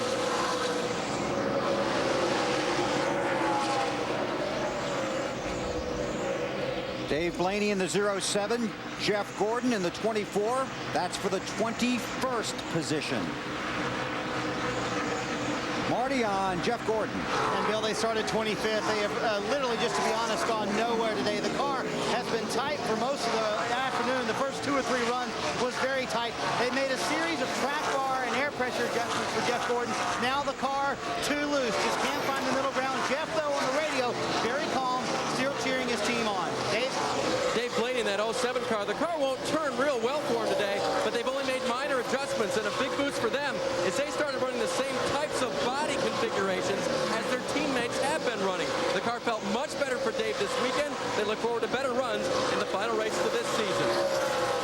Thanks, guys. And just to underscore the Tony Stewart situation, 13 consecutive top 10 finishes. The last time he finished outside the top 10 was at Pocono in June when he finished 29th. And the car behind him right now is the leader, Kurt Busch. Right there. And the way Kurt Busch is running, the way Tony Stewart is running, in just a few laps, Tony Stewart's 20 car will be once again a lap down. Right, he got the lucky dog once already today. And I thought we had a caution flag just a couple of laps ago. Tony's teammate Bobby Labonte went very high down in 3 and 4, like he had a flat tire or something. And he is on pit road on the apron, coming towards pit road in the 18 car. Difficult season for Bobby Labonte. I'll say. Boy, that's an understatement. Doesn't get any tougher than what he's had going this year. Different paint scheme this week for the MBNA Race Points 400. To his pit stall and the attention of his crew.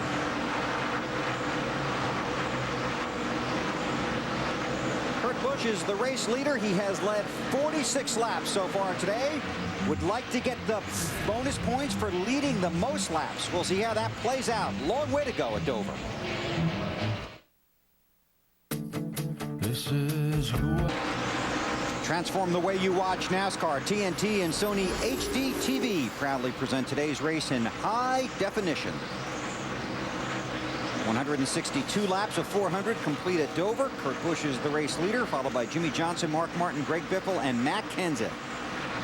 And guess who the first car not on the lead lap is? Not anymore. Not anymore. He's the second car. That's bad news for Tony Stewart. He just was lapped. Now, Kurt Busch, the leader's going by other lap cars. He just put Tony Raines a lap down. And now Scott Riggs. Yep. So Tony can't get the lucky dog until he goes up and passes those cars. The way Kurt's running right now, he's going to put a lot more cars down a lap. Well, and Jimmy Johnson right behind him is running very well, too. And then Mark Martin back in third. And Mark Martin might be faster than any of them currently at this point. I think he paces himself, Benny. Mark does. He knows what he's got. He knows when to use it. Mark Martin in what he thought was going to be his final season in the Nextel Cup Series. That probably is no longer the case. But why has he been so happy all year long? Arlene and Matt have supported me on this incredibly difficult task, 2005, and have made it better for me than I could have ever dreamed. The fans have certainly made it better for me than I ever could have dreamed. Pat Tryson and the Viagra team are giving me great race cars, and it's going good on the racetrack. I'm working with great teammates that have given me more respect than I deserve, and I just feel like the luckiest guy in the world right now. Well, he deserves a lot of respect. Four-time runner-up in the championship. But he's not going to be able to ride off into the sunset in 2005, I don't believe. I talked to him this morning, and you know, with all the situations going on with Jack Roush, all the teams that he has, Jack Roush has, it looks like that Mark is going to have to hang around in 2006 and drive this 6 car. That's not a bad car to hang around. No, it's not a bad. Yeah, if you're going to drive, you might as well have one that can win races and maybe win a championship. But ever see Jack Roush watching his cars go around the racetrack? So Mark's going to run a handful of truck races next year, as it plays out right now. A handful of truck races next year, and this car full-time. This car full-time, and a couple of Busch races next year. So his plate went from being half full to all the way full next year. That's Greg Biffle in the 16, racing his teammate.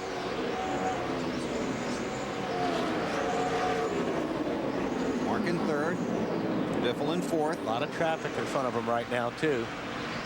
Jimmie Johnson working the traffic. Hey, Marty, what's the 16 car doing running high? Do you know? Well, VP, he's trying to find some different lines. He's asked for times on every lap so he can see what lap times are better. You see him trying to catch his teammate Mark Martin.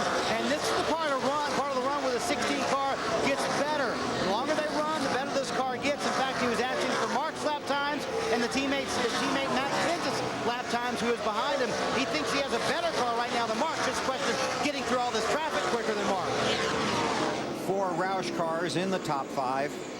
Busch, Martin, Biffle, and Kenseth. Jimmie Johnson in the 48 Chevrolet for Hendrick Motorsports. Behind them, a couple of Dodges. Casey Kane and Sterling Marlin has worked his way to 7th.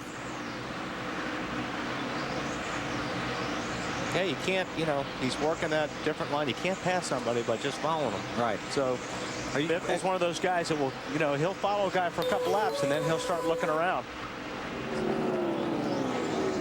There's Sterling now back up front. Jimmie Johnson chasing the leader, Kurt Busch. Johnson has led 73 laps already today. Kurt 62.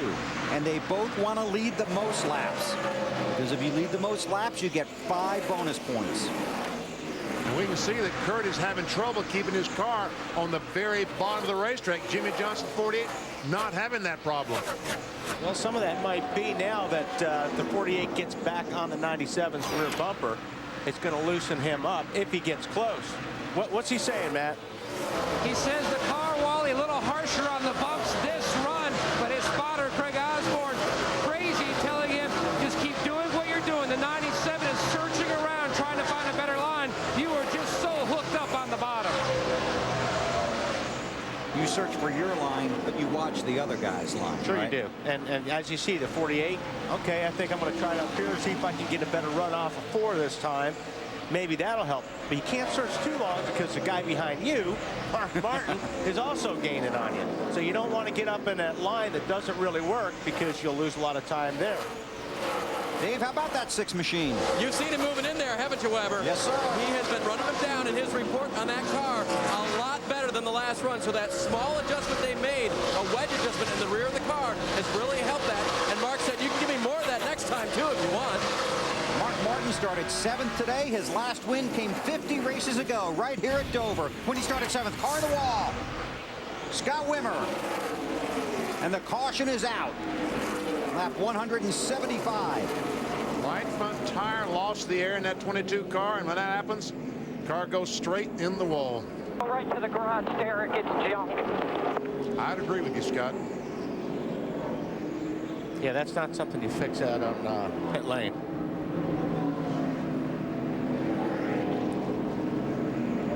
He would have been the lucky dog. So you know what that means? There is no lucky dog. Is that right? That's exactly right. A little right front, didn't enter one. Now we know what happened. See if we can see something here. Look at the upper right-hand portion of your screen. There he is, just going in the wall.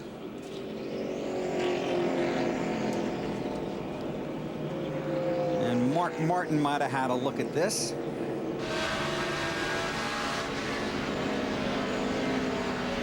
He's thinking, stay up there. Up against the wall. You're clear. Yellow's out. Yellow's out. If there's anywhere, as far as hitting the safer barriers go, that you're glad they're here. I've seen so many cars blow right front tires going into turn 1, and I mean, it is, you don't slow down a bit till you hit the wall. And Mark Martin is saying, thank you for keeping that car up against the wall. Here they come, Dave. That wrench that you put in the rear window on the right side, that can help the car turn better. And you can crank it a lot of turns, but they only want 1/4 turn. Mark said, don't do much, just give me a little. 4 tires and fuel for him. Matt. Jimmie Johnson peels off to his pit box, so they're going to make a slight air pressure adjustment, no chassis adjustments. Jimmie says he just needs a little bit of help getting back into the gas. Snyder. Greg Biffle, bottom of your screen in the 16 car. Doug Richard, the crew chief, said, point your car out. We don't want to get blocked in by Kevin Harvick, who you see pulling in right in front of him. Car just a little bit tight, half pound out of both left side tires. Alan? After the caution came out, Kurt Busch said, I white-knuckled it that whole last run. Let's do something to help the right rear. They made an adjustment, but they did not hold the lead on the pit stops. So the car's off of pit road. Want to be a jack man in the NASCAR Nextel Cup Series? It's a lot of work. You got to jack the car, help with the tires, and you got to get back to the jack. More help with the tires, around to the other side of the car. Where is he out just watching? Under caution at Dover. Police forces. Fields doubling up here at Dover for the restart. Here's our Miller Raceback. Championship leaders coming into Dover. They've won 10 of 71 races, and the last time it happened 10 years ago. Jeff Gordon. That's a long time ago. Tony Stewart came in as the championship leader, right? Yeah, so I think we're going to continue on that 11 years now. Tony Stewart, one lap down, 25th. Greg Biffle leads on the restart. Jimmy Johnson in the 48 car is really surrounded by Roush. He's fifth with 4 Roush cars in front of him. Cautions breed cautions.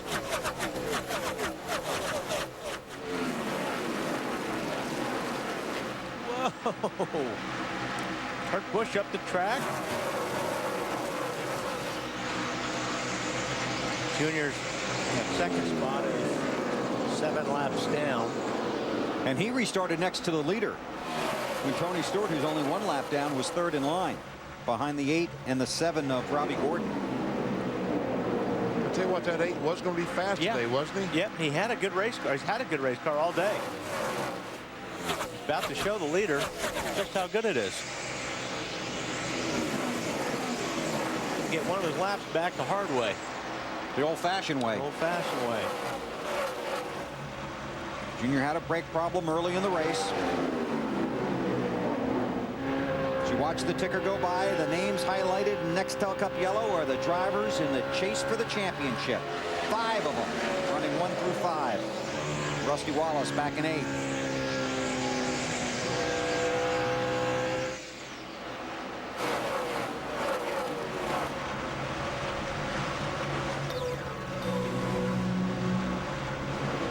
Some of the other chasers. Carl Edwards in the 99. He's in some traffic. Dale Jarrett. Carl Edwards 99, Dale Jarrett 88 have run together, seemed like all day long.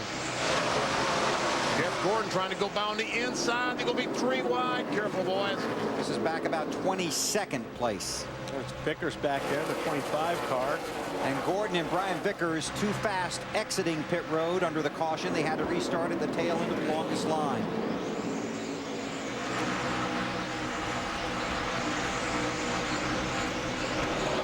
So whether you're in the chase or not in the chase, you can't make mistakes. And you mentioned Sterling Marlin having that good run earlier, Bill. Yeah. Is that who I heard?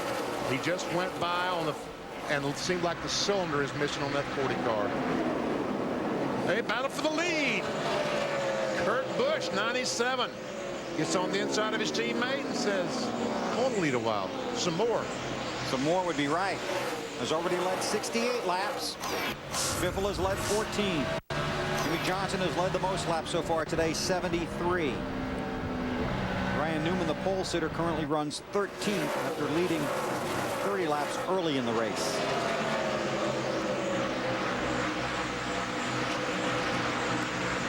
There's Ryan Newman back there in the 13th spot, Alan. Yeah, after starting on pole, we've talked about how Ryan was complaining about his car's handling. Listen to this between he and Matt Borlander, this last caution about maybe what the driver was doing behind the wheel. I finally tightened up enough, but I still couldn't turn good enough in the middle of 1 and 2, so I just slowed down my entry, started running the bottom like I usually do when I got a tight enough car to do it. Maybe a little bit overdriving the car because of the lack of grip, but all I was doing was just putting the left front on the apron all the way around. So Ryan and Matt following that up with a discussion on what adjustments they'll continue to try and make on this car, but it's not all about turning the wrenches. Sometimes it's about what you do behind the wheel to try and make the car handle better. And we see those guys all the time trying to move it. Last week at Loud, New Hampshire, Ryan Newman, the 12 car, was running the high line. When Tony Stewart got by him, he moved down to follow Tony more closely and found out lower he was faster. How about an update on Sterling, Matt Yocum? Tough day for Sterling Marlin. Had a great top 10 run going. Something amiss with the motor. He's just trying to hang on. How much longer? Looks like he's peeling it off to possibly hit pit road. Not much longer, Matt. You're right. That is a tough break. Sterling in his last year in that car.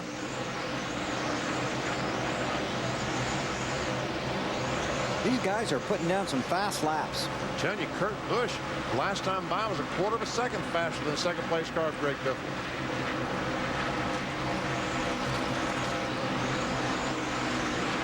There's Kurt.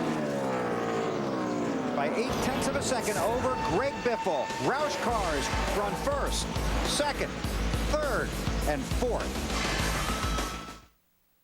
St. Margaret's Oncology Center provides.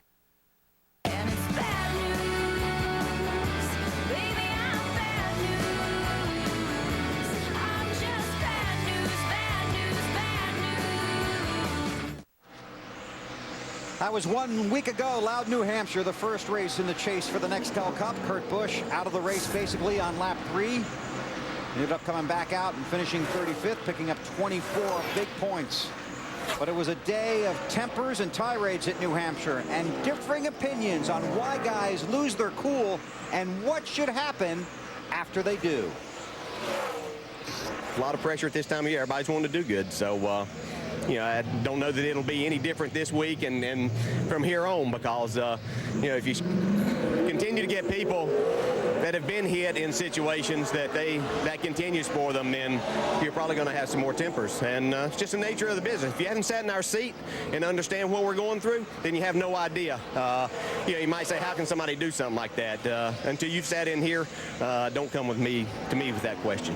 They need to go back to the way it was 20 years ago, in my opinion. I mean, the reason that you see guys pay each other back on the racetrack is because we're not allowed to do anything after the races are over. You're not allowed to confront another driver. You're not allowed to handle it in ways that used to pretty much get it handled right away, and it used to end there. But, you know, NASCAR's kind of playing big brother on this topic, and, you know, there's a reason they do it. And I'm sure it's a reason that we all don't understand, but just my opinion, I mean, if they let us handle it the way we all used to, I mean, things used to resolve themselves in a very quick manner when you had to face up to the guy face to face after something like that happened. And when you put us all in 3,400-pound cars, and you know, that's been the only avenue of places that has been allowed to. So you know, they've kind of created their own problem there. Kevin LePage has just brought out the caution here at New Hampshire. Wow, looks like I love what Jarrett said.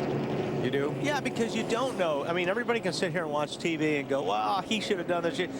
You know, these guys drive these race cars angry. Mm-hmm. And, you know, when something happens or somebody takes you out, or you think somebody takes you out, it's like the Old West. You want to whip out the 6-shooters and go. I mean, you want instant justice right now. And it's hard not to do that. Is that our... There's our lucky dog recipient, Tony Stewart. But he is a throwback racer, and he would have enjoyed racing 20 years ago. But 20 years ago was a lot different because the drivers then worked on the race cars. Okay. And they were not going to tear up the race cars. Yes, after the race was over in the garage area, they wanted to yell at each other. Sometimes they'd throw us a fist. But they did get it settled in the garage area. We'll keep an eye on that. Let's go to Dave. A very calm Mark Martin said the car was much tighter this time. I need more wedge into the right rear. They make that adjustment. Take a windshield tear off the windshield. Give me a Gatorade. Send me back out. Matt. Jimmy Johnson said the car was a little free on that run. Wasn't sure if it was the tires or the air pressure adjustment they made. Going to go back on the air pressures to Snyder. Greg Biffle, 16-car middle of your screen. The car very good on that run. They talked about some changes. Greg said it was very good. No changes. Alan. Just a quarter pound of air out of the right rear tire for Kurt Busch. That's the only change they're going to make. He's not going to get off pit road first. In fact, a little traffic jam there. Look out. And some tire strategy here at Dover. Elliott Sadler picked up 12 positions. Jeremy Mayfield 12. Dale Jarrett 12. 2 tire stops. Now this is Kurt Busch sliding past Kevin LePage. You got to be good. You have got to be lucky, especially if you're in the chase for the Nextel Cup. Under caution at Dover. The secret is out. Las Vegas. Coming to TNT. Secrets unfold. Enemies collide. And drama has never looked so good. Aliens, beginning tomorrow night at 6 on TNT. Elliott Sadler is the race leader. The field comes to get the green. Elliott Sadler Ryan Vickers, Jeremy Mayfield, Dale Jarrett, 2 tire stops after about 25 laps of green flag racing. I think that was a perfect time to try that, see just how well the car is going to work with 2 tires instead of 4. At Dover, this is when the race really begins, just past the halfway mark. You're right. That's where everybody's just positioning themselves up to this point. I'm sorry, what did you say? I don't know. Don't ask me to repeat it. I won't, but I'm getting the tape. Wow.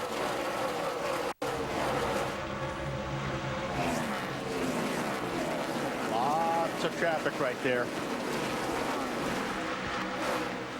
Tony Stewart was the lucky dog. He runs 24th, the last car on the lead lap. And Tony Stewart's car, to me, looks like it's getting better. I would think that Tony is going to be passing cars and going forward. As I say that, the sun comes back out. Some clouds had come in. It looked like that might have made the 20 car a little bit better.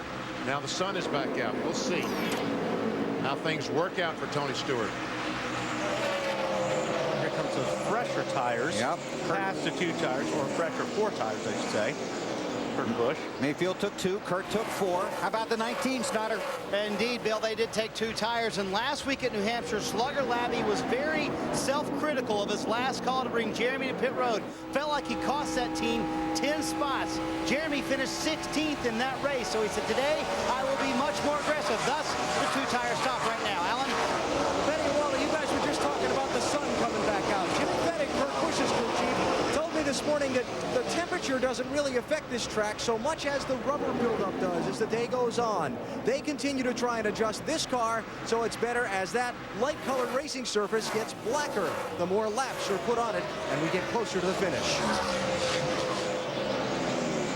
Jerry Mayfield about to lose another spot to Matt Kenseth in 17. Kenseth took 4. And Mayfield will continue to lose a few spots. Then he'll settle in. I think he'll settle in around 9th, 10th, 11th. And he was 15th before the stop and currently runs, in the top 5. So you hope these things work out for you over the long haul. You can't really judge them with immediate results. On board with Mark Martin. You can see how much faster Mark is through the center of the corner. Elliott Sadler was 13th before the pit stop. Mark making the move inside the 19 for position. So another position for the 6 car. Puts Mark up in the top 5. While chasing Elliott Sadler, 13th before the stop. Took 2 tires, came out first. A lot of changes at Robert Yates Racing this past week. Robert Yates said he didn't sleep the entire week following Richmond when Sadler missed the chase. So they decided to make some changes over there. And here's what Elliott thought. We've had a pretty frustrating season, not only me, but also the 88. And, we were all looking for changes. And I think putting Todd and Dale back together was a good decision on Robert's part. I mean, I think Dale's been missing that a little bit and needed that good, strong iron fist on his race team. And I think Todd can definitely fill that spot. So, it's going to leave us searching a little bit on the 38 car for a couple races. But I think we got a great support group, and we'll get us a good crew chief and get back to business.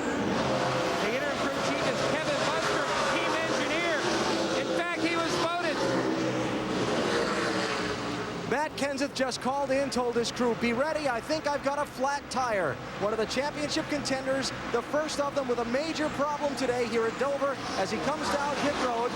Left rear, I believe, Alan. He's trying to feel that out on the car itself, Wally. Yeah, there you go. Left sides only was the call. And we can see that left rear tire is, in fact, flat. Was running 4th. Coming from left rear, guys. Left rear, left sides only. Remember, pick up on the car here. Here we are. On the previous lap, Matt Kenseth was 2nd in the championship standings, but this is all happening under green. A track that really bit him a year ago, Alan. Yeah, well, just the left side's changed, and Matt's heading back out. We'll see how much it costs him, and we'll check and see if this tire was cut down or what might have happened. And sometimes we criticize NASCAR for throwing the caution flag for debris. And we look around, we don't see any big chunk of debris, but it doesn't take much debris to puncture these tires. So Matt Kenseth back out on the racetrack. One of the 10 contenders in the chase for the Nextel Cup. There's the race leader, Elliott Sadler. Got a plan right where too, Robbie. Maybe more problems for Matt Kenseth. All right, 10-4 ready. He just said he thought he might have a right rear flat as well as what just came over the Matt Kenseth radio. For a couple laps here, but it don't feel right. So the piece of debris was like 6 feet long, and the whole car hit it. That's a big piece of debris. Kenseth currently 32nd, 1 lap down. So he went from 4th. The debris was the width of the whole car. I probably hit it without 4 tires. From 4th to 32nd. And he immediately went from 2nd in the standings all the way back to 9th. That's how quickly things can change, and still over 175 laps to go at Dover this afternoon. There are the standings as they run in the chase for the Cup. Tony Stewart has worked his way back into the top 5. Currently runs 22nd on the track. And there you see Matt all the way back to 9th. We'll keep an eye on the Kenseth situation. Elliott Sadler with a 2-tire stop leads Kurt Busch, Greg Biffle, Mark Martin, and Jimmy Johnson at Dover. NASCAR Nextel Cup Series racing from Dover, Delaware on TNT, presented by Viagra. 228 laps are on the board of 400. Elliott Sadler is the race leader after using pit strategy, a 2-tire stop to get to the front. You know, I bet that Aflac duck has a lot of good things he could tell us. You think? Well, do it. Folks, cue the duck. Time for our Aflac trivia question. The last drivers sweep both Dover races and win championship in the same season. For the lead on the screen, Kurt Busch under Elliott Sadler. For the lead. Jeff Gordon. I don't know. And the answer is, oh man, Bill Elliott, back in 1988. Had to go a long way back. Yep, our Aflac trivia question. Bill still doing some driving for Ray Evernham and working with Ray's drivers.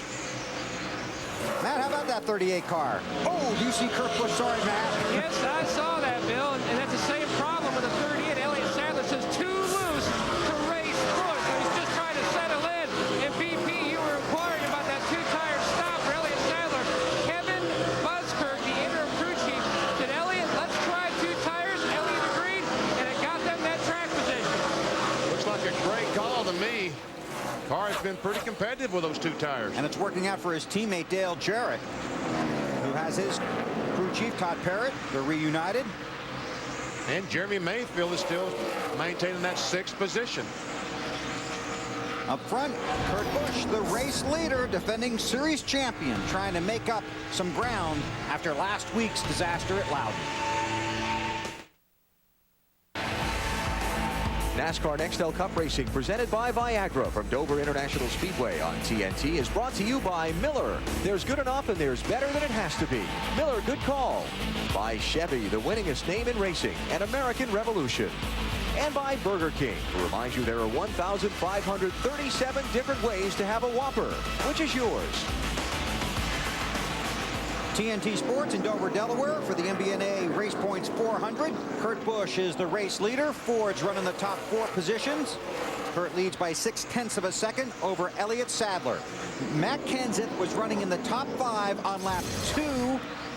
Yeah, 16. Keep your eye on that spot right there. That is the debris that the 17 car ran over with this left rear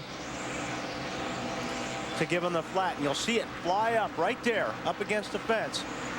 This piece right here, that's what did it right there. So Matt had to come to pit road. Currently runs 27th now, Alan. Yeah, and after he got back out on the track, Bill, the first thing he asked Robbie Reiser was, give me an idea what I have to do to get back on the lead lap. So Robbie took a couple laps, let the scoring situation sort out, then told Matt how many cars he has to pass and how far behind the current Lucky Dog eligible car he would be. That car is Travis Kvapil, who runs in 24th. He knows where he is on the racetrack, and he's turning in some incredible lap times trying to catch him. Travis runs in the 24th position. Matt in the 27th position. But on the track, it's almost a half a lap that he's got to make up on the 77 car. It really is hard to believe that Matt can make up that much time on Travis Kvapil, because Travis is running pretty doggone good. And there you see with the pace chase where they are in the track. As Wally said, about a half a lap. And let's see, Travis last time ran a 25.07, and Matt just about a tenth faster. So it's going to may take 40 laps, 50 laps if it stays green. He's got 155 to go. Rusty Wallace in the 2. Around Jeremy Mayfield, a couple of guys in the chase for the Nextel Cup. That puts Rusty up to 7th. Everybody chasing Kurt Busch. You're watching the NASCAR Nextel Cup chase for the championship on TNT. Hey, race fans, what did Bill Elliott, Charlie Brown, Charlie Daniels, Lisa Marie Presley, and Martin Truex? The secret is out. Las Vegas is coming to TNT. And Tuesday night at 10, Sin City is hotter than ever. The hit series, Las Vegas, Tuesdays at 10, beginning Tuesday night on TNT. I know where Wally will be on Tuesday nights, 10 o'clock. Yeah, they want me to do like 5 episodes. Well, you got a buddy on that show now, right? Buddy Jay?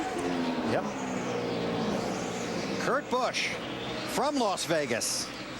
It's Josh. I know. I'm just trying to see. Oh, see if he knew. Yes. Who his buddy was. Yeah. Hey, this guy's from Las Vegas, so maybe we should do it through the field. Let's get started. Let's start with Alan. Yeah, pretty good day so far for the purple car of Kurt Busch. Not much on his radio since the last pit stop. He said he white-knuckled the whole last run. They just made a minor adjustment. He's out front. Now, Elliott Sadler's chasing $1 million plus, while the guys around him chasing $5 million plus. The car still on the free side, 2 tires, playing some of that pit road strategy to try to get a good run, Marty. Greg Biffle working a streak of 5 straight finishes of 6 or better in 2005, Matt. He's in 3rd right now, so the car won't turn in the middle of the corner. A little bit too loose off. Very impressed, though, with the 38 car in front of him with 2 tires. Dave? Adjustments on Mark Martin's car appear to have worked. He's picked up 2 positions since the restart. No call for new adjustments yet on the 6 car. Matt. Canals tried 2 tires during the final practice, but felt like their car was better on 4, but he was concerned about other teams doing 2 and losing some track position. That's what's happened on this run, besides the car being tight. Snyder? Matt Kyle Busch finished 2nd here in June, but the car not that good this time around. He describes it as wiggly, loose at times, tight at times, and bouncing all over the racetrack, Matt. Now, Elliott Sadler's out front by Rusty Wallace in the 2 car there, running in the 7th position. Now, they made a wedge adjustment on the last stop. Snyder, that has really helped the car come to life. Jeremy Mayfield's done a terrific job with these 2 tires, currently in the 8th position. And it takes a while for those tires to come in, but once it does, the car very good. Kevin Harvick has been sailing through the field. They told him, whatever rhythm you found, keep it. That line is working so good. Harvick said the car feels better and better every lap. Dale Jarrett pacing himself very well, also with 2 tires as we round out the top 10 on the last stop. He finished 4th in this race last year, trying for another top 5. Alan?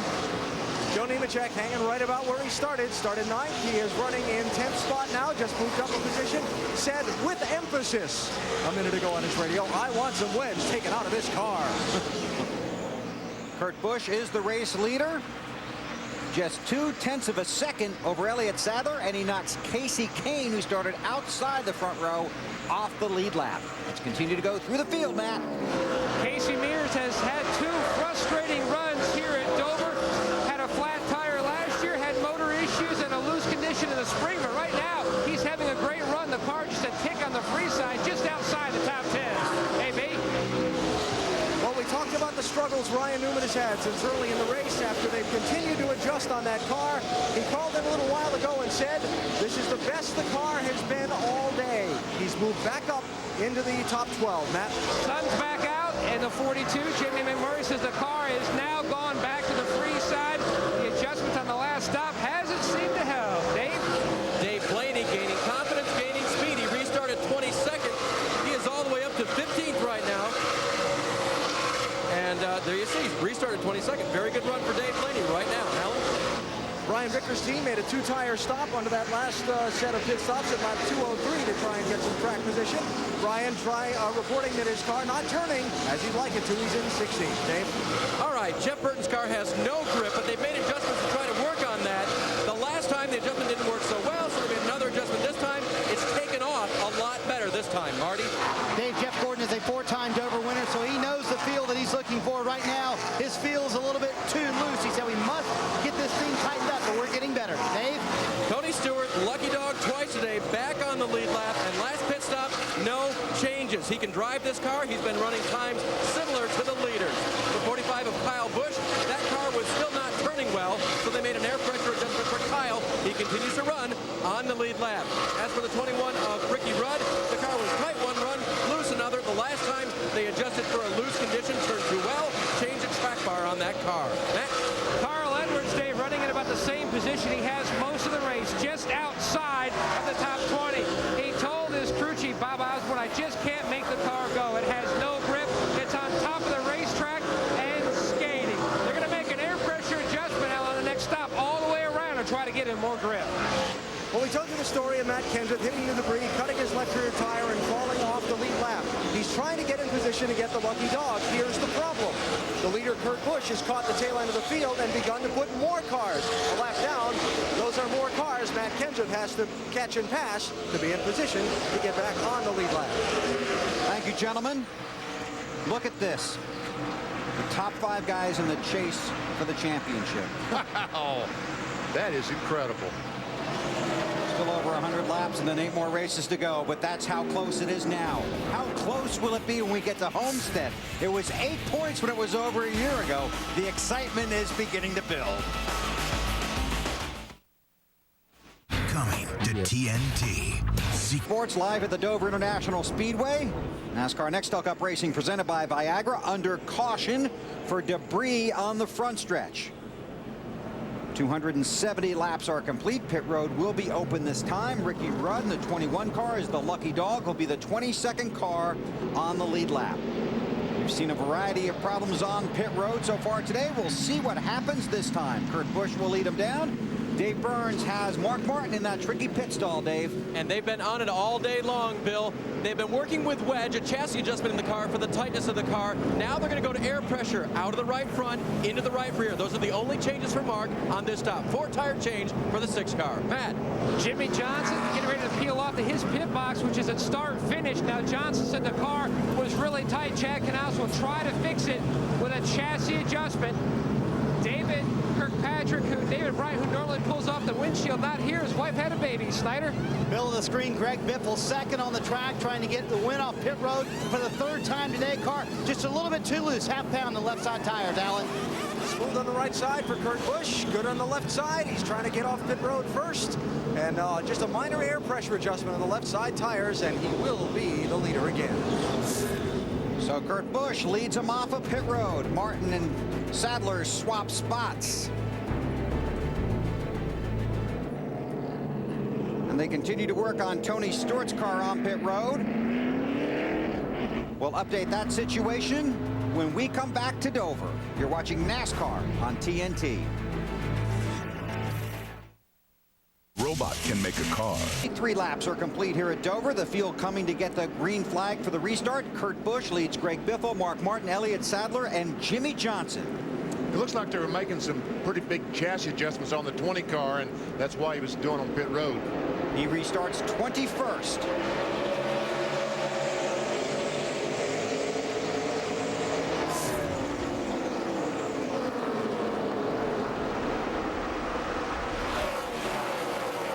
Black flag, car 8, pass-through penalty for not aligning properly on the restart.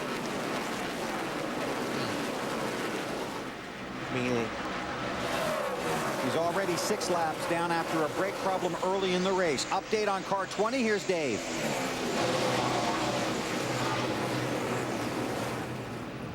Hey guys, here's what happened with Tony Stewart on the 20 stop. I don't know if we're going to show it or not, but they had a problem with the jack. Tony overshot the pit just a little bit, and when the jack was put under the car, then they rolled it back to get it into the pit box, and that's when they broke the jack. Had to get a new jack, put on right side tires, made a track bar and wedge adjustment for a little tight race car, and then came back in and put on left sides in a subsequent stop. All right, so it was a jack broken, not chassis adjustments. Thank you, Dave.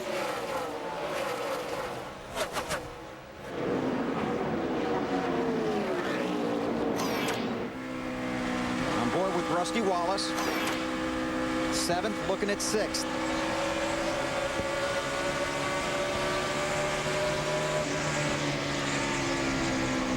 Kyle Busch slides up the track a little bit. Looked like he was a little bit loose right there. Rusty's he tried to get underneath him, but what are they saying about the 5, Marty? You're dead on, Wally. They start the run just a little bit loose, and the changes they have made today have really made that car work better. He's a little too tight at the end of the run. So on this last stop, half pound on the right front, half pound on the right rear. 5 car working very well here late and midway through the race. 2 car must be working a little bit better, though, because he goes by the 5. Car does look better, doesn't it? Yes, it does. Problem is, if you start out loose like the 5 is right now, you're doing it in traffic, which makes it really, really difficult. If somebody pulls up behind you and you're loose, you got to give him the spot or you're going to crash. But as it goes on, if he doesn't lose too much track position, he'll be better at the end of the run. I just made that up. You did not. See, Junior in the 8 car has paid his penalty by making that pass through down pit road. One of those days you just can't wait for that checkered flag to come out for Dale Jr.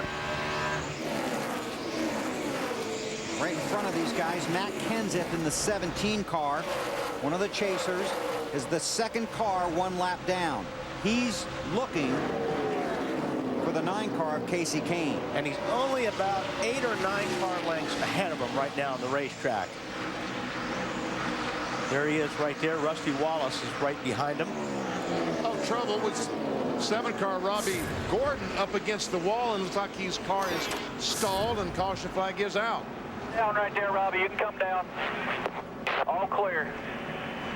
If you hurry. Motor, Rob, motor. Lost oil pressure, blew up. Casey Kane is the lucky dog. So under caution here at Dover, after 282 laps, Kurt Busch is the race leader. The secret is out. 2nd race of the chase. Pre-race ceremonies, and then 43 cars chasing the checkered flag. Ryan Newman on the pole. Won here yesterday, but struggling today. Lap 9. Stanton Barrett brings out the caution. And a lot of grass. Like one of Benny's wedges. Mike Bliss, 2nd car into the wall for him this week. And then we see some contact between the 17 of Matt Kenseth, the 29 of Kevin Harvick on pit road. Scott Wimmer, tire going down, hard into the wall, then to the garage. And then Kurt Busch, the leader, just barely misses the 66 cars. He crashes. That was Kevin LePage coming off the wall. And then Matt Kenseth, after running over some debris on the backstretch, there you see it. Hits that debris, cuts down the left rear. Had to go to pit road. Currently runs 24th, 1 lap down. Now 285 laps are complete. Here's our Napa Field summary.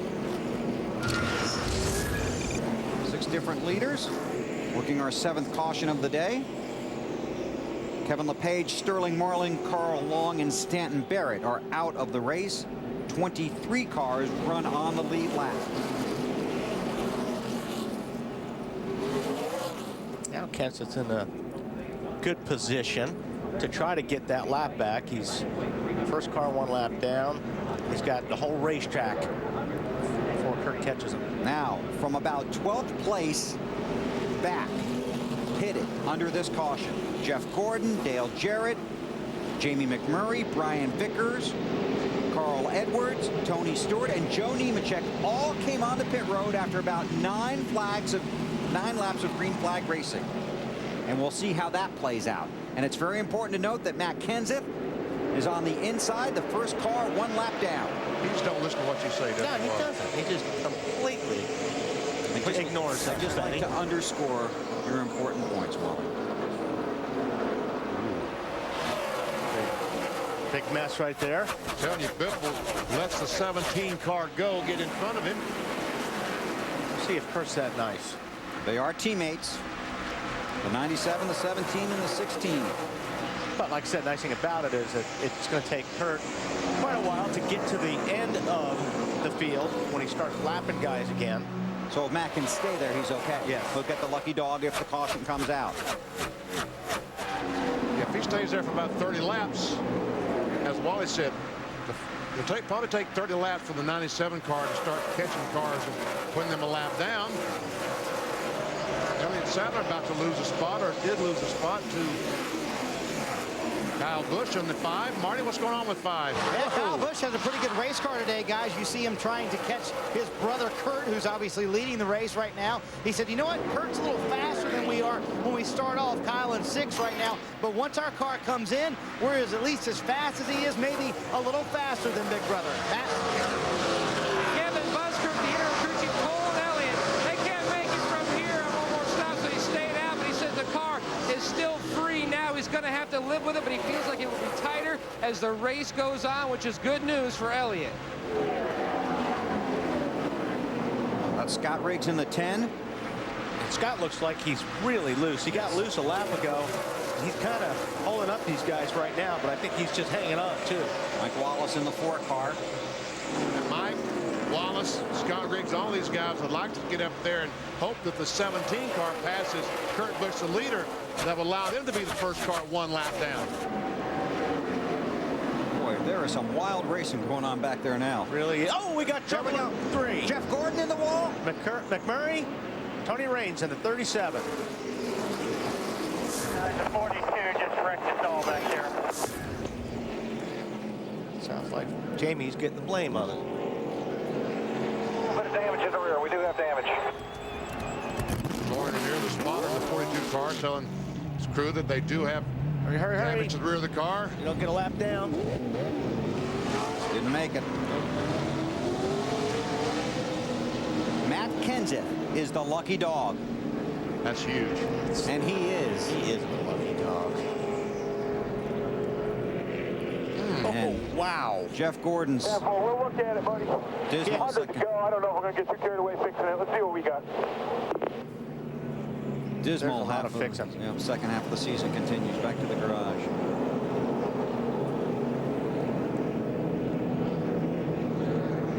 The camera guy's going to beat the crew back there. All right, let's see what happened here. Coming down right at us. It's like the 42 and 37 looks like made contact as they go down in turn 3. The 37 being Tony Raines, 42 Jamie McMurray. On board with Ricky Rudd. Come on, keep coming. Low, low, low. Yellow's out behind you. Good job, bud. You know, it looked like the 42 was losing it, and Raines moved to the right to maybe avoid it. He got into Gordon, but I don't know. So McMurray heads to pit road. A couple of those guys on the lead lap. That'll help Kenseth. Back in the garage area at Dover International Speedway, where Jeff Gordon has just brought his car after this latest incident. Jeff, not a good day out there for you. What happened? No, we were making gains. You know, I know it didn't look like we were making fast progress, but we were making progress. And car actually felt about the best it felt all day right there. It was in the outside lane, and we were working some lap cars. And I don't know if Jamie McMurray just, you know, couldn't see the guy, or spotter told me it was clear, but he just flat out turned left right into the guy and wrecked himself and a bunch of us other guys as well. All right, Jeff, tough luck today. Jeff just getting the word that they're done for the day.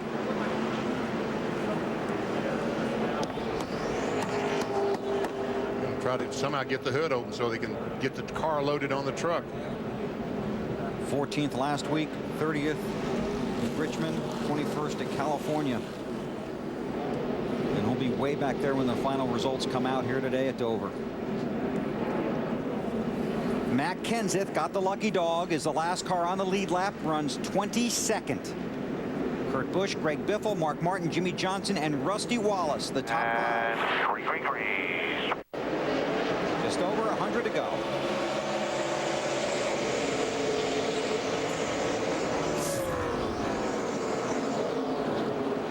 Oh, look at the 6 car go. Yep, he's got to run. He's got enough room on the outside. Nope. Man, that Mark had a terrific run through turns 1 and 2 on the 16 of Greg Biffle. Biffle, Mark, Jimmy Johnson, the 48, Rusty Wallace in the 2. 6 inside of 16. Another guy is trying. Marty? Yeah, and Greg Biffle came on the radio under the caution, said, bad news, guys, the car, worst it's been all day. He said, I have so much wheel in it in the middle of the corner that it just snaps loose coming off the corner. I have no control over this car right now. Might have a flat. That might be why. That was Greg Biffle.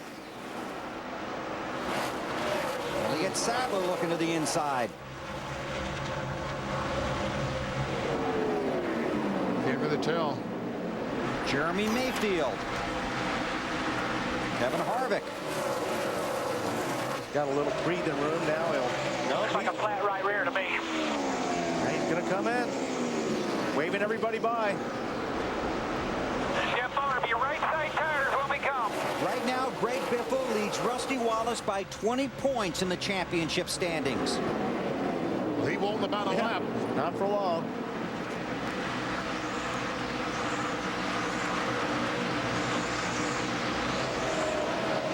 Less than 100 to go, and Greg Biffle, one of the championship contenders to pit road under green. Marty.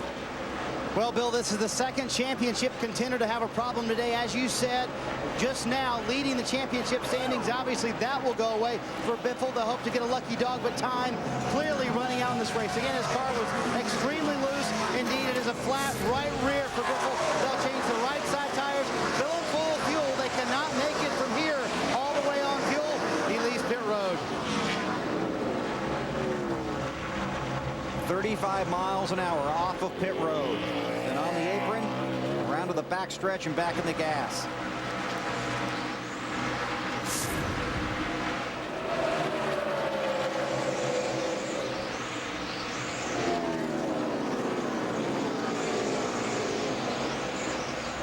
Now Tony Stewart has worked his way back up to the lead. After all, Tony Stewart is currently running in 13th position.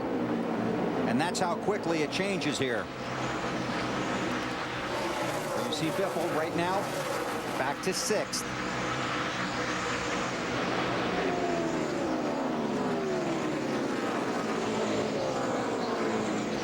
The top 4 in the championship standings separated by 9 points.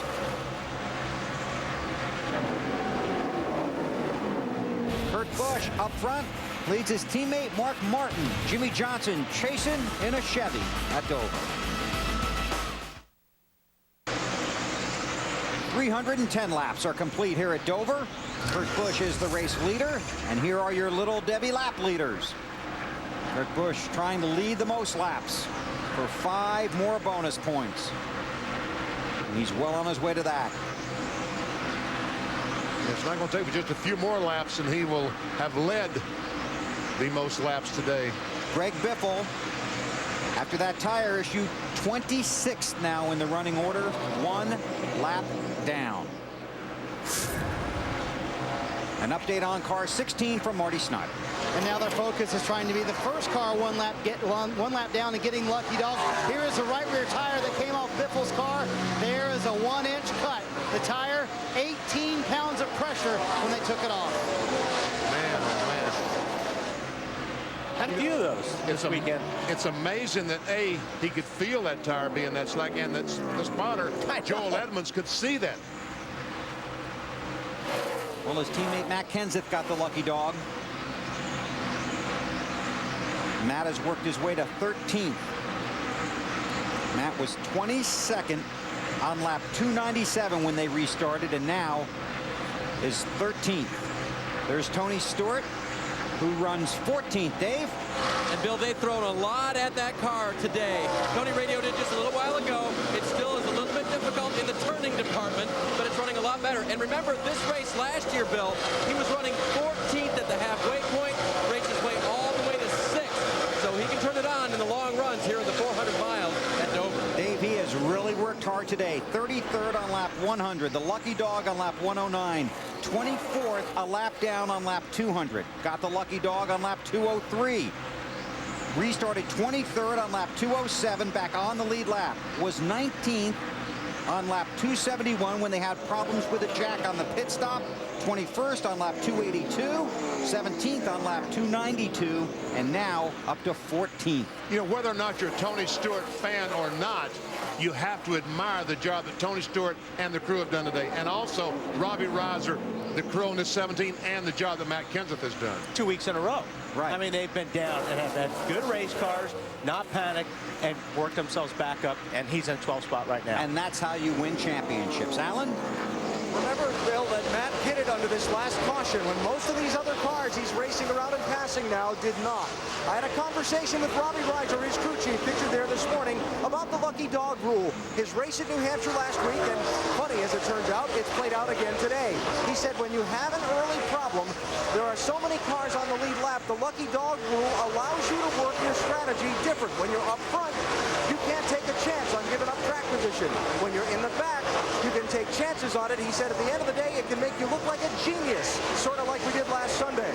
And it's working for him again today. Watch if a caution comes out shortly for them to do the opposite of what everyone else does to try and get their track position back and get ahead of them. Thanks, Alan. Up to 11th now, Matt Kenseth. And Mark Martin is working over the 97, and he's taking a look. And Mark looking for those 5 bonus points for leading a lap. Did not get it there, Dave. And Bill, he put that suggestion in the Rouse Racing suggestion box about 20 laps ago as he now goes by for the lead. It took traffic to really draw him close to his teammate Kurt Busch, and now he'll try to hold on to that lead for at least 1 lap. But it looks like he just drove by him. We'll see if the 97 comes back by. I tell you, Mark will get a gold watch for that suggestion. Those 5 bonus points are a very valuable thing these days. I don't know if the 97 car now, I guess Mark has... let him go, get in behind him.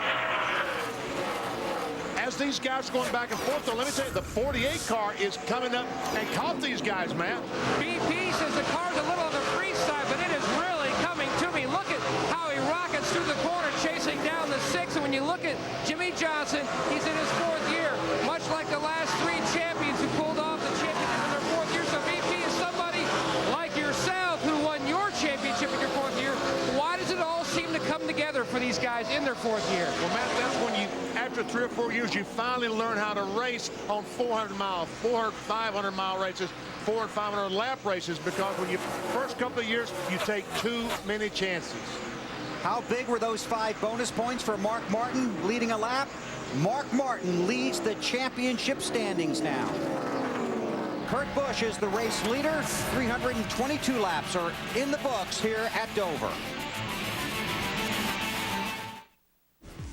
TNT Sports live in Dover, Delaware. NASCAR Nextel Cup Racing presented by Viagra. Kurt Busch is the race leader. Next weekend, the chase for the Nextel Cup moves to NBC, and we'll head for Talladega. Coverage begins at 1:30 Eastern with the Bank of America Countdown to Green on NBC. And as we've said before, there are 9 races in the chase for the Nextel Cup. And then there's Talladega.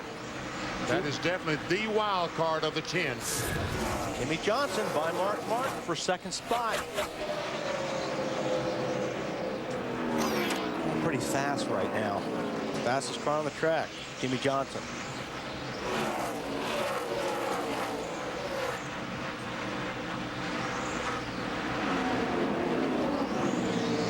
He's got to work around a slower car right now, so I'm sure he won't be fastest this lap.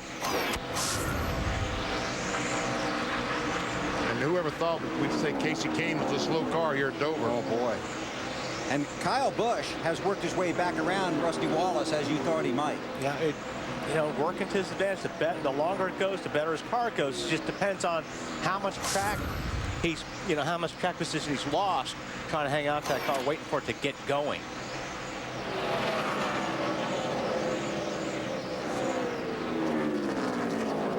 There's Kurt Busch, the defending series champion, the race leader. There's his brother, Kyle. His first Nextel Cup win earlier this season. Marty? And Schraub is trying to catch Big Brother. The car working very well. He loves this set of tires. Problem is, they didn't have any more sets of tires like this one. But guess who did? His teammate, Jeff Gordon. So as soon as they went out, he went and got 2 brand new sets of tires from the 2014, and they will put those on the next stop. And if they have one more, they'll put the other set on. It's good to have teammates. Yes, it is.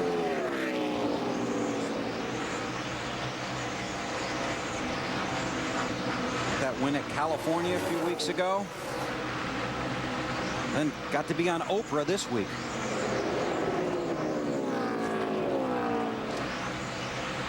I tell you what, the 48 car is there. Just one car length separating the 97, Kurt Busch, Jimmy Johnson, and Mark Martin. That 6 car keeps lurking back there. Dave, how about Martin? We talked about how he loves this track. You know, the final 9 tracks in this series, he has won nearly half of his career wins, 16 total out of the 34 that he's won in his career. So he runs extremely well. He just has to get the other chasers to finish behind him. Last week, 5 guys finished in front of him, even though he had a 7th place finish. And today, look at the 2 guys in front. Matt? When you talk about guys who had streaks, Rusty Wallace won 3 straight here, and then they put down the concrete. Hasn't won since. Today, his last shot at winning a Nextel Cup race at Dover. He's gone back and forth from tight to loose, then loose to tight. He said nothing since his last stop. He was closing in on the 5, and now the car is slowly fading, Bill. Hey, Matt, Brusky was a big proponent of the concrete here, wasn't he? When you look at how he's run at Bristol, absolutely. He's had some great runs. He had a top 5 here in the spring, working on another top 5 today, but he just hasn't been able to seem to close the deal on the new concrete here at Dover when they laid it down in 95. They were going to repave this track with asphalt. Rusty heard about it, was actually in the area doing an appearance, heard about it, and then started lobbying the track at NASCAR for a concrete racing surface. Tell you what, I thought Jimmy Johnson was going to take the lead down the front stretch.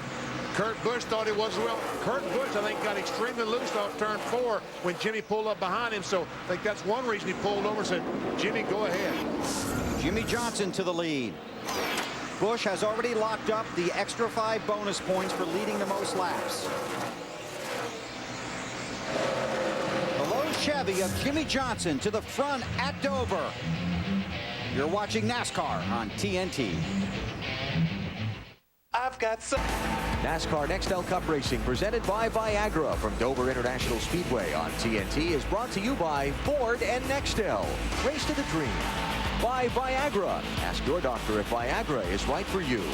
And by Bank of America. Higher standards.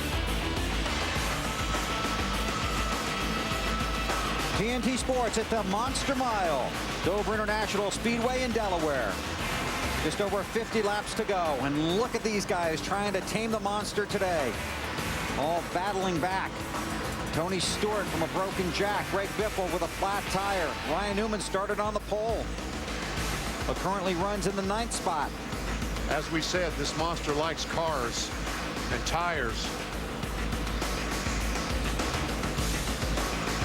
Kurt Busch having a strong run, but has fallen back to 3rd right now, behind Jimmy Johnson and Mark Martin. They got to go.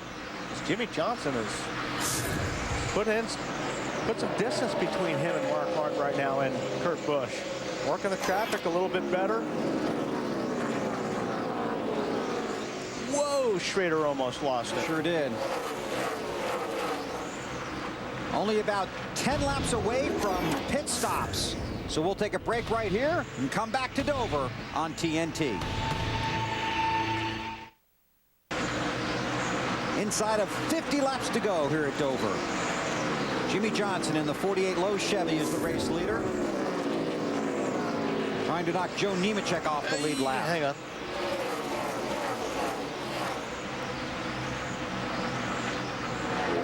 Nemechek in 18th position.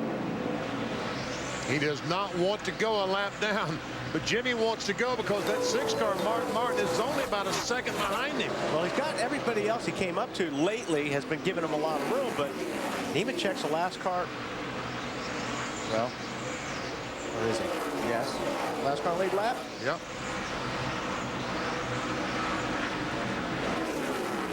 Down now. Yep. Now he would be the Lucky Dog award winner. The caution were to come out. Mark cut it from 1.1 seconds to half a second. There he is. I'll tell you what, if Mark's running second and you're the leader and he can see you, you better be pedaling. As hard as you can, because he is.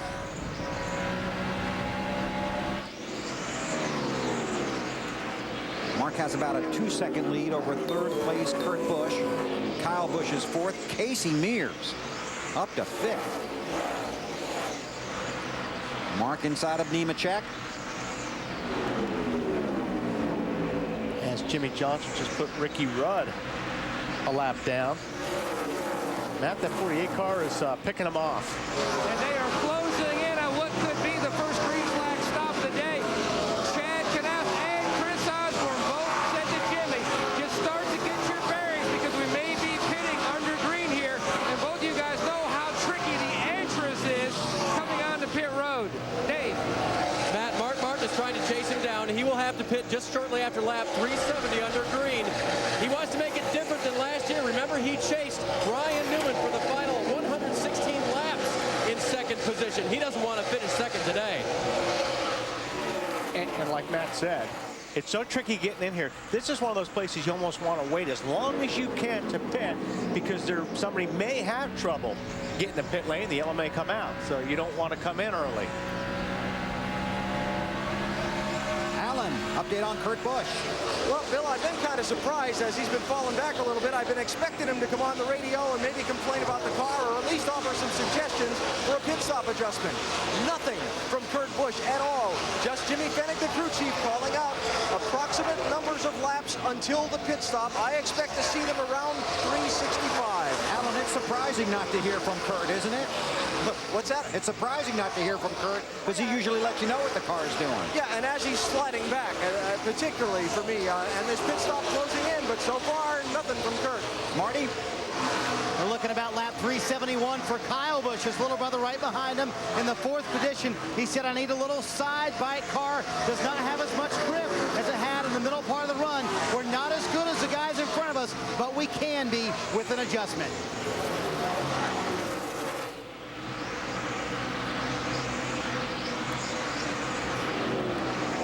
Strong run for Casey Mears, Matt. This is the kind of run he's been looking for here. Now think back to last fall, Bill. Had a great run going. Top 10, looked like he was going to have maybe a top 5 day, and then they cut down a tire, blew out their chances, but he's having a solid run now. The last couple of stops, they have made either small or no changes at all. The car has been a little on the free side most of the day. Best finish here, 24th. Running 5th right now.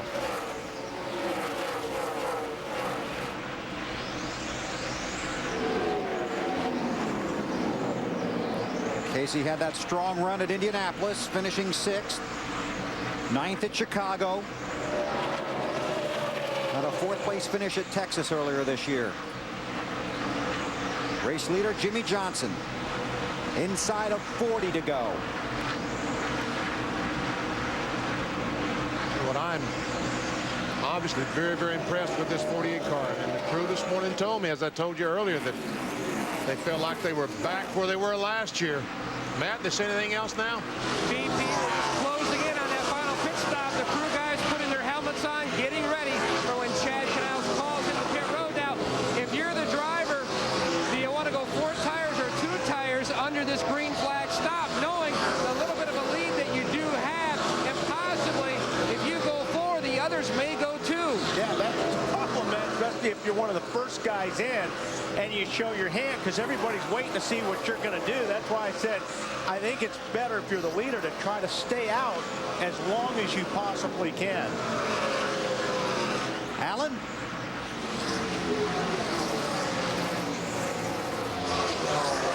Kurt Busch has been called to pit road by his crew chief, Jimmy Fennick. He has also been warned, watch it getting on to pit road. Just like that.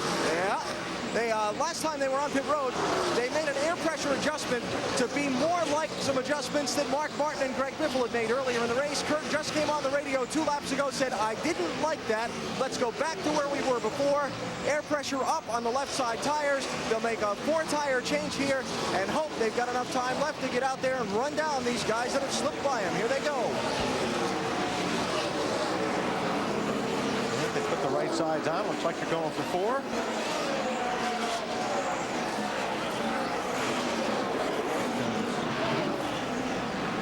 Casey Mears, Matt. And he does pull on the pit road now.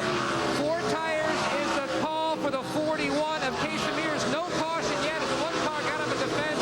Jimmy Johnson spotters telling him no changes. 17, Mike.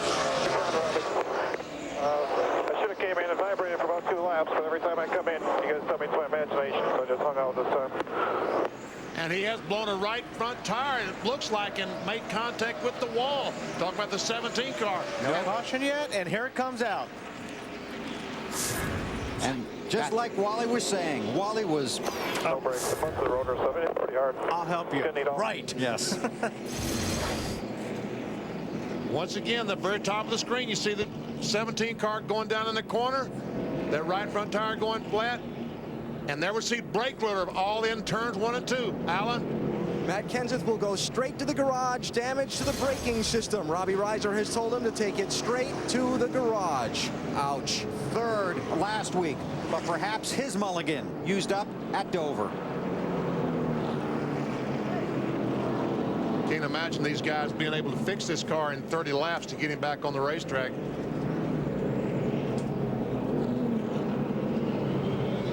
And Kurt Busch, who had already pitted, scored 17th, 1 lap down. Yeah, that's what a break for the leaders. Now then, once again, same question. You're going to pit 2 or 4? Well, with only 10 cars on the lead lap, I'm taking 4. I guess that's true. Yes, only have 10 cars. Was Ricky Rudd the Lucky Dog Award winner that time? Waiting for confirmation on the Lucky Dog. It is the 21. So that will mean 11 cars on the lead lap.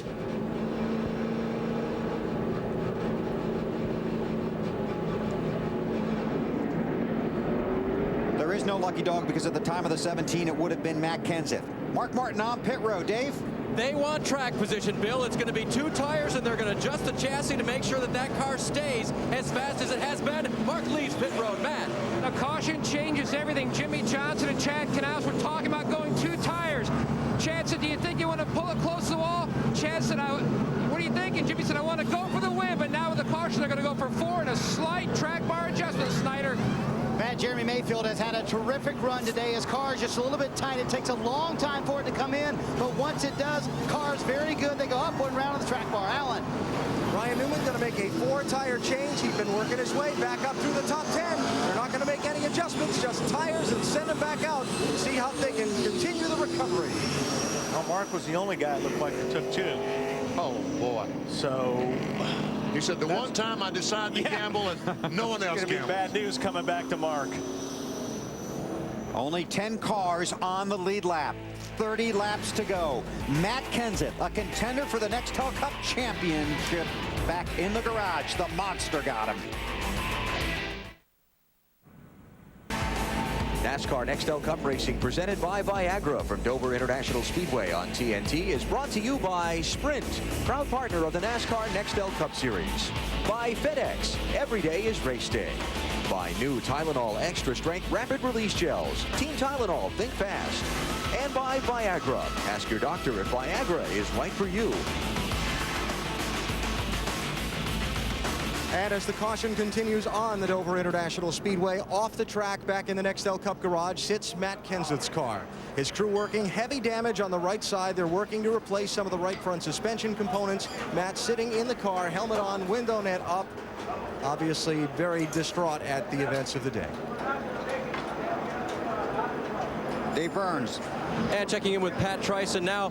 Pat, I heard you and Mark discussing it pretty hot and heavy, 4 or 2, and it sounds like you wanted track position more than fresh rubber on the left side, right? Yeah, we took the back and forth towards, been good all day, and 38 did 2 earlier and was able to hold everybody off, so got a short run here. Hopefully we can win the race. All right, they watched what the other guys did with some success, Matt. And he has some cars in front, but Chad Canals, what a run this team has had today. Yeah, Lowe Chevrolet's running great, and I got to say thanks to the 5 car. They came up here and tested a couple of weeks ago and really learned some stuff that has helped us out, and obviously they're doing well also, so good for them. Real happy. Great pit stops all day. We haven't had a lot of problems. Hopefully we can carry it out for the next 25 laps or so once we go green. And just want to say hello to David and Jenny. Congratulations on your baby. We're proud of you guys. And David was here on Friday. Jenny went into labor, so he jumped on a plane and flew home. Marty. Matt, obviously the Hendrick team's working very well together. Kyle Busch is in third, Alan Gustafson. You have not been good on the short run today. Does that concern you? Have a short run to finish this race? Yeah, I mean, I think that's going to be a little bit of a disadvantage for us. We try to do a few things to compensate for that, but the 48's real good on the short run. The 6 there with 2 tires is good on the short run, and the 2's real good on the short run. But, you know, we're just going to give this Kellogg Chevrolet all it's got and see what we can do. Try to get, hopefully Jimmy can get by the 6 so we can follow and pad his points a little bit. Matt. And Larry Carter up on top of the box. Now, Larry, this has been a difficult day for your driver getting in and out of his box.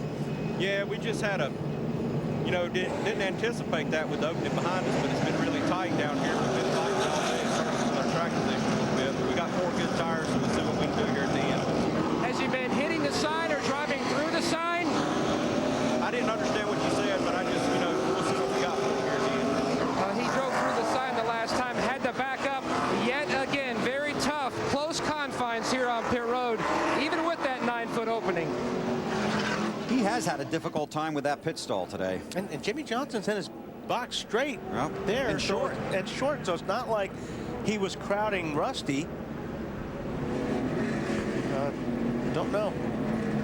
Mark Martin is the race leader. There are 11 cars on the lead lap. Kurt Busch is in front of Mark. He is at the tail end of the lead lap. And how that happens, Kurt Busch had made a pit stop, and then the caution flag came out.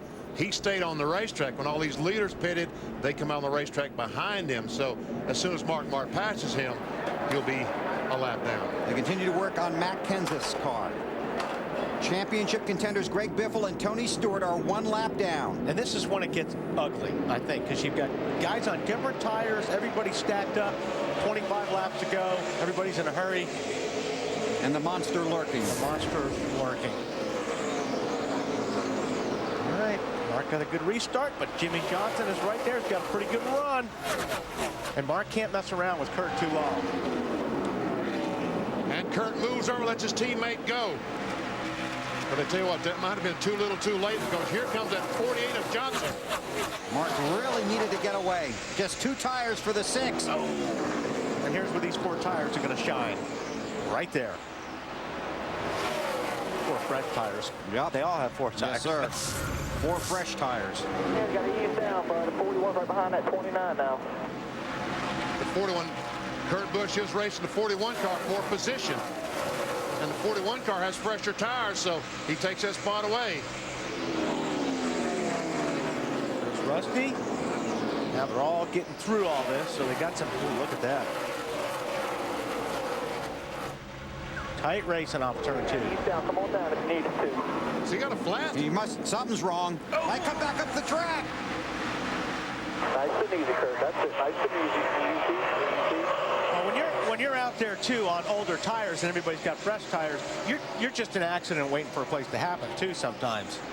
So Kurt Busch, another championship contender, finished 35th a week ago on to pit road, unscheduled stop under green. You're about 10 away. About 5 away. Man, and things looked so good 100 laps ago.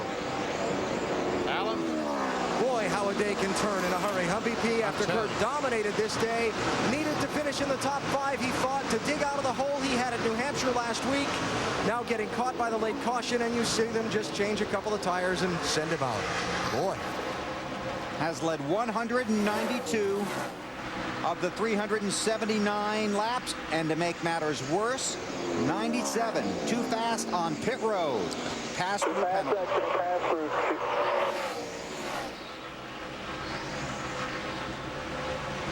I hate when I hear that. And you've heard that. I have heard that. Sometimes more than once a day. Greg Biffle, another car, the 16 car that ran so well earlier on. A flat tire kind of ruined his day. Biffle's in the 14th spot, kind of get a couple of positions. Next one he's looking for is Joe Nemechek. In that Office Depot machine of his teammate Carl Edwards, who really struggled most of the day inside the top 10. In 9th position, the 99 car is. And that's Kyle Petty runs 10th. All Carl wanted at the beginning of this race was a top 10. Boy, that's all he was looking for. If you told him that this morning, he would have left. Yeah. Top 10, I'll see you. Pass-through penalty for Kurt Busch, and we check with Alan. And Matt Kenseth, the series, just climbed from his car. Matt, you must be terribly disappointed. What happened? Oh, yeah, I mean, we blew a tire. It could be worse. We ran pretty good today. We ran over a piece of debris that I don't think that I could have done anything about. It was covering the whole racetrack pretty much. There was no caution, so we ran that over, got it flat. Able to overcome that. And we're running pretty good, but we had a little bit, you know, we're a little tight, and I had a little bit of a shake, and I slowed down for one lap, and then it blew out. So it should always trust your first instinct can come in, but the last 3 times I've done that, I was told it was my imagination. There's nothing wrong with the tires. They look fine. So it's a hard thing to do. Everybody else ran a lot longer than we did on tires. I didn't really foresee a problem. Nobody said there was any problems. All right, thanks, Matt. Kyle Busch passed Mark Martin for 2nd. And now Kyle will begin his pursuit of his teammate Jimmy Johnson. About that. Well, that young man has been impressive as you're talking about the driver of the 5 car.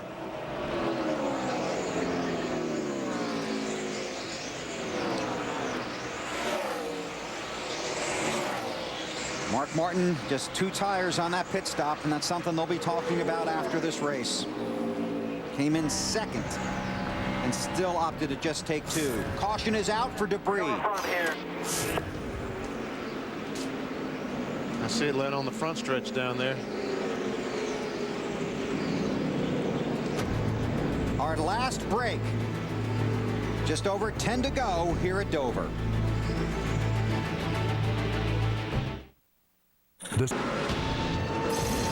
Beautiful day here in Dover, Delaware. 150,000 fans came out to see the NASCAR Nextel Cup Series. 2nd race in the chase for the championship under caution. 13 laps to go. Casey Mears was the lucky dog. He came to pit road. Carl Edwards also came to pit road. One of the contenders in the chase for the Nextel Cup. There will be 11 cars on the lead lap when we restart. Jeff Burton also came to pit road. He's on the lead lap. This won't quite be a single file restart. Field getting the 1 to go. Don't know what's going to happen in these final laps, but you do want to give Kyle Petty his just due. In that 45 car, Kyle Petty currently 8th. And that's a great run for those guys. That's the run of the season for Kyle. Much needed.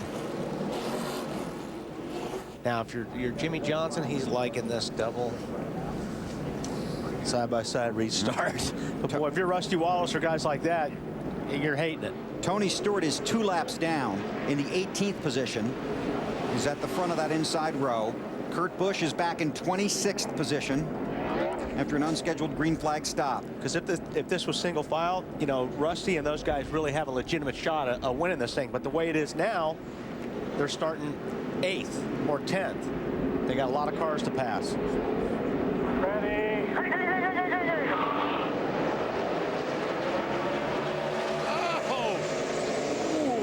Kyle Busch had to check up to keep aboard running in the 48 car. I thought maybe Mark would be able to get a run on him, but he could not quite make. I don't think Mark can get those 2 tires to work for him. We'll see what happens. 11 to go. No, I don't believe he can either. 4 got clear of the lap traffic. Tony Stewart runs 5th. He's 2 laps down. Dave Burns. Another thing Mark Martin would need would be a long run. His car really started to come in there late, and when the caution came out for debris, Mark said, I don't see it.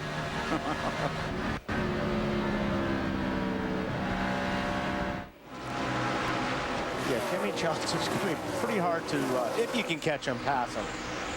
9 to go. That been very strong all day. Matt. Think back to his last win, dramatic victory at Lowe's Motor Speedway, and he's been saying for weeks, just wait until the chase starts. We will ramp it up, and it looks like he's definitely doing that today.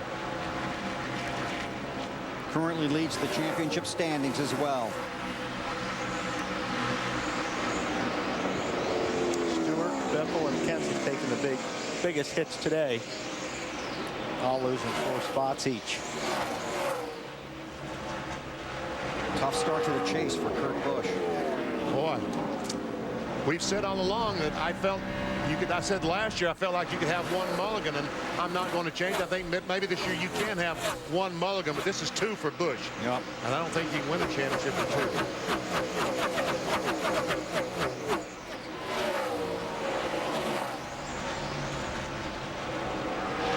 2. Second place, third place, Mark Martin.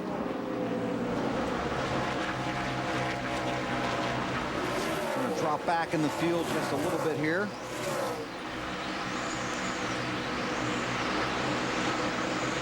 And here we have Kyle Petty trying to look on the inside of Mayfield for that 7th position. Dave. Feeling racy, and they've made very minor changes on that car all day long. They've hit it well from the start. Outstanding run for Kyle Petty. Yes, it has been. I thought on this last caution flag, when the guys he was racing with stopped and changed 4 tires, they might be able to compete with Kyle, but he's driven away from them. Talking about Carl Edwards and Jeff Burton, Casey Mears.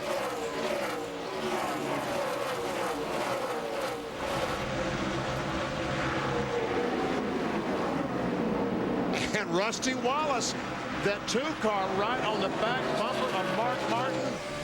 Remember last week that great battle they had? Well, here we are in reverse. Last week it was Rusty in front, Mark behind. Couldn't get him on the high side. Now he's going to look inside. Rusty Wallace, yep, for the position. Drifts Slides up the racetrack. Mark's going to fill it. Couldn't get it done.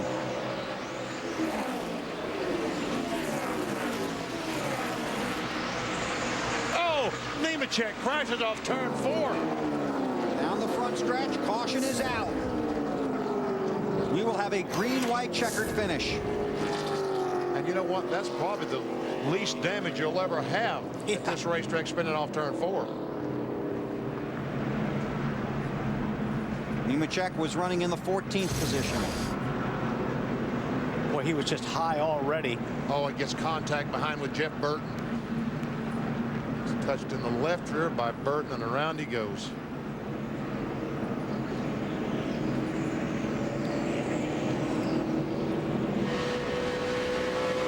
Jeff Burton on those 4 fresh tires. Outside. Cars him down. Talked about that earlier, guys, with different tires on when it's 20-25 to go. Usually trouble. Well, we're going to have NASCAR's version of overtime. Yep. Green-white checkered finish. Single file restart. And teammates running 1, 2. The race reaches its scheduled conclusion under caution. NASCAR will make 1 attempt to finish the race under green. The field will come by, get the green flag, then the white flag, then the checkered flag. If the caution comes out at any time during that period, the race is over. The 48's in a good position. I mean, and you really set the restart. I mean, it's yours to set. So if you could just get 1 or 2 car length jump on a guy, all you got to do is hang on. Right. And then you've got your teammate behind you, which is even better. You know, I thought the last time that, well, that Kyle Busch would just kind of lay back and let Jimmy go ahead and win the race. Because after all, he's trying to win the Nextel Cup. You know what? He tried to pass him. Yeah. We'll see what happens this time. He tried to pass him. We'll see what happens this time. Then you've got a guy in third spot that's fairly hungry, I would say, to win a race, especially as it's last race here. I'll tell you what, he looked awful strong those last few laps just before the caution flag. Just don't know if Rusty can keep his car low enough. It seems like he can run it as hard as they can, but his car slides up the racetrack a little bit more than the 48 of Jimmie Johnson and Kyle Busch in the 5. Kyle Busch finished second here in June. Yeah. Marty? Yeah, guys, you remember he talked about the debris, or talked about how it looked like he had to check up. He said, I could have had the 48 on the last restart. I didn't know there was debris on the bottom groove. He has asked NASCAR to blow that off, blow all the debris off the bottom groove. He said, I could have had him on the last restart if I wanted to push it. He sure had a great run on him. NASCAR has its track crews out there looking at that inside portion of the racetrack. And they have blowers blowing all that apron off, getting the debris down next to the wall. You know, Jimmie Johnson got a top 10 finish last week at Loudon, but once again, they came into this chase after that August-September slump. And last year in the chase, they struggled through the first few races before Jimmie won 4 of the last 6. This could be the real motivating race for them. Sure could. Well, I think the fact that they lost last year by 8 points was all the motivating factor they needed, Bill. But they've still been looking for that, to get back to victory lane, that win that gives you that extra momentum to take to the next week, especially once you're into the chase. There's been a lot of disappointment in the 48 team the last couple of months, there's no doubt, because you can just see it in their face. What do we got to do to get this car back winning races again? Well, I guess they found out this weekend. They've turned it around. We talked about Kyle Busch finishing second here in June. Got his first win at California a few weeks ago. Then there's Rusty Wallace. His last season. Last call at Dover for Rusty. Mark Martin right behind him. And then Ryan Newman, who started on the pole and won the Busch race here yesterday. The field gets 1 to go. It's all about the restart right now. It will be single file. Matt? Think back to what Jimmie Johnson said in New Hampshire. There are 400 cars, but all are trying to help one team win the Cup, whereas you've got the Roush guys all battling each other, although trying to help each other. And the 48 team, a lot of their setup came from the 5 car, the 5 teams test here. So you can see that team spirit helping out, trying to win a championship, but also trying to win a race for the 5 team as well. Yeah, I'm not sure. When you get a young driver in a race car that's looking at the leader right in front of you with a couple laps to go, I don't think he's thinking about the big picture. He's talking about that big trophy, thinking about that big trophy. Yep. Not even the big chick, because he gave the last one away. That's right.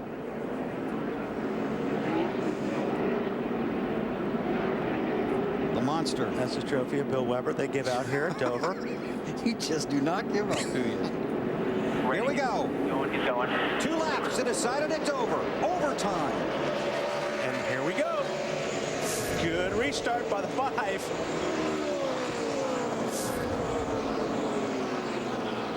48 just goes. They are teammates, 48 and 5. Johnson in the chase for the championship. Kyle Busch is not. White flag last lap.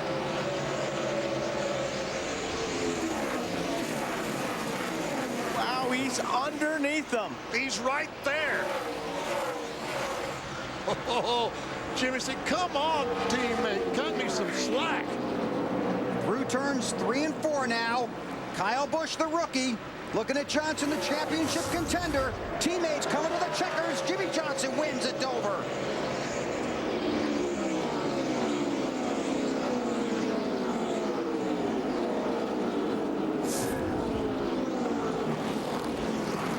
Can we breathe now? You guys rock!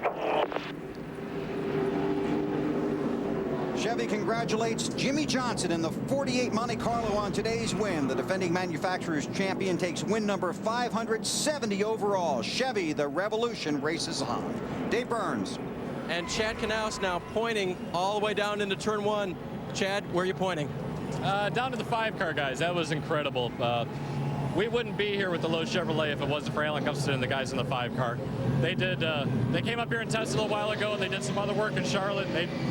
They helped us out tremendously, and obviously it showed. 1-2 finish for Hendrick Motorsports. That's great. I wish Mr. Hendrick could be here. It's unfortunate he's not feeling too well, and he said if he wasn't going to be here, we'd probably win. So sorry, boss. And they didn't beat you either. Yeah, good stuff. Thanks, Jack. Congratulations. And Jimmy comes swinging by doing those burnouts. Rick probably feels a little bit better now, but the last 2 laps he wasn't feeling too well. Not too well at all with 2 cars up there battling.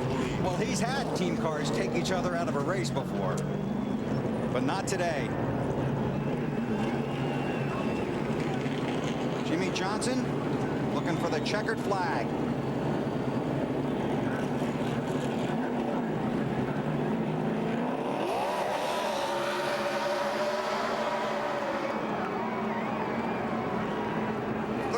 Season for Jimmy Johnson, his first since the Lowe's Motor Speedway in May. Time for the Sprint post-race report. Live here on TNT from the Dover International Speedway. Victory lap for Jimmy Johnson, 17th career win, and his 3rd victory here at Dover. Just 8 starts. It's the 10th win at Dover for Hendrick Motorsports. That's the most all time. The pit road and Dave Burns. With Rusty Wallace, who came on late here at Dover. Rusty, how close was that? It was a good run for us. The car was solid top 5 all day long. I just couldn't quite get up in the lead and battle for that. But Kyle Busch and I had a good battle all day long. It seemed like I was bumper to bumper with him throughout the day. 3rd place finish is good for the points. I think that moved us up maybe a spot or something like that. It was a good solid run. I wish I could have got the car turning just a little bit better, but you know, I won't be driving it no more. This is my last run here, so whether I need a 50 pounds of spring in that left front or a 16 smaller sway bar doesn't make a difference now. Might for the new driver, who knows? We'll put that in the notes. Marty. Well, Kurt Busch climbs from his car and walking towards the hauler, and what a dominant car you had today, Kurt. I can't imagine the emotions, but how early did you start feeling that tire going down? We just didn't finish where we ran today, bottom line. I mean, we had a good Crown Royal forward. We led some laps. We just didn't quite finish where we're supposed to. Thanks. All right, Kurt Busch is going to head into the hauler. Dave? Now with Mark Martin, who there at the end, Mark, had to make a big decision on 2 or 4 tires. You and Pat did. 2 seemed not to be the right way to go. That's too hard a decision for me, so I didn't get involved in it. I just want to thank the fans for giving me the best year of my career, Viagra and all the guys on this team, giving me a shot at this championship. They tried to win a race. It maybe cost us 10 points. That's not going to be the difference. We can win races, and we can still win this championship, and this was a good day for us. So I want to thank them. Thank Pat Tryson for trying so hard. They run this strong. They certainly can continue to come back. Matt? A very frustrating day for Tony Stewart, but he still kept the humor high on this team to keep these guys in it, Tony. I know a frustrating day here at Dover. Yeah, nobody saw this coming for sure. I mean, this thing drove a lot better than that yesterday. I don't know why it was so bad today, but just really proud of Zippy and all the guys on this Home Depot team. We, not one of us gave up all day. You know, we got a lap down twice and got lucky and got the lucky dog twice, and just tried to do what a lot of guys do, and it pays off most of the time. It just has never paid off for us short pitting like that, but you know, got us a lap down to where we couldn't get in the top 10, but just proud. I mean, these guys worked really hard. It was a lot better car at the end than it started. Fought like champions today. A 2nd and an 18th, Alan, to start out the chase. Well, Jimmy Johnson climbing from his car in Dover International Speedway's victory lane. Last year, 4 wins in the 10 races during the chase, and he's off to a pretty solid start here in 2005, giving some congratulations across the car to the team. And the first of the baths and showers. Congratulations.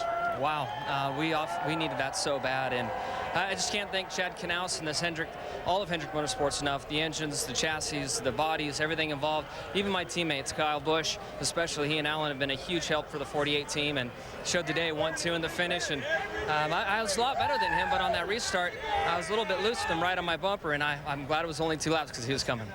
how much of a comfort, how much of a concern to have a hungry young teammate behind you there for those last few laps? I'm concerned at any time because, I mean, Kyle's so good. I was more worried about the win than anything else. It should have been points racing, but I was so worried about the win. You know, I wasn't thinking of it. The bath. You can't be in victory lane without a bath. You were saying about being concerned about Kyle behind you. The Gatorade bath, yeah. Kyle was so strong. I knew on a longer run that we were going to be in good shape. And then with the green-white checkered at the end, I was spinning the tires real bad on the restart. And on the first one, he was right with me. The second one, he was all over me. And I just needed to bring it home. But I can't thank Lowe's either enough for all their support. Their employee owners, everybody involved. Mr. Hendricks back at home, I wish you were here, buddy. I told you that we were going to do well. And this is what we needed. A great day for Jimmie Johnson here at Dover. Dave? With Kyle Busch now, who finished second, and with Ryan Newman, who had a top 5. Kyle, talk about not over-racing your teammate who is in the chase for the championship. Well, I was trying to race him as hard as I could. It didn't matter to me. I was trying to get him just a little bit loose where I could get by him. But, you know, I could feel him pedaling a little bit and, you know, getting a little slower because I had to start pedaling it. And, you know, he did an awesome job, had a great race car there. And I'll give him the win now. You know, he thanked Alan and myself. We came down here and tested and had a good test, and we let him use our setup. So they can have it now. But all in all, it was a good day for Hendrick Motorsports. Real proud of the organization and the way everything went today. Engines, chassis, bodies, they were all great. So looking forward to the rest of the year. Hopefully we can knock out a win or two, maybe. Thanks, Kyle. And Ryan Newman with the top 5 today. You started first. Where did your car lose its way? Once we fell back, we just kind of got back around 10th, 11th, 12th there for a while and just didn't have good track position. And on restarts there, when you're restarting 20th to 25th, it's just not what you want. And we struggled coming back up. Obviously, the deal with the caution coming out at the right time helped us out a lot. But our car was good at the end, just you know, a little better than Mark's. But he obviously had 2 tires. But good run for the All Tele-Dodge. 2 top 5s and the best time of the season. Another solid run for a chaser. Bill? Thanks, guys. Good job down there. Here are the unofficial results. The marks to the right-hand side of the screen indicate that a driver led a lap. Kurt Busch led the most laps, but finished 23rd. Best Dover finish for Rusty Wallace since September of '96. Good run for Martin and Newman. Greg Biffle off the lead lap. Comes back to finish in the 13th spot. Tony Stewart struggled, finished 18th. Oh, Kurt Busch. Tough deal for Kurt Busch. But he handled it well. Dominant car. I mean, yeah. Yeah. It's tough when you lose a race like that when you just had them covered. I do want to point out, I'm sorry, go ahead. We see Matt Kenseth back in 35th. One of the guys trying to be the champion this year. I do want to point out that Kyle Petty's 8th place finish equaled his best of the season. So congratulations to those guys at Petty. Stanton Barrett brought out the first caution, finishes 43rd. Unofficially, the championship standings with 8 races to go in the chase for the Nextel Cup. Just 23 points back to 6th place Greg Biffle. Kurt Busch, Matt Kenseth, Carl Edwards, some work to do. And it continues next weekend. The chase for the Nextel Cup moves to NBC as we head to the high banks and high speeds of the Talladega Superspeedway. It's NASCAR Nextel Cup racing from Talladega. Coverage begins at 1:30 Eastern with the Bank of America Countdown to Green. Next on TNT on the East Coast, it's Law and Order. And out west, you'll see Jumanji. Big run for Jimmie Johnson. Won 4 races in the chase last year. How many will he win this year? We'll see you on NBC from Talladega next Sunday.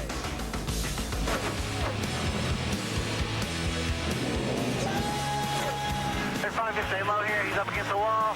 You're clear.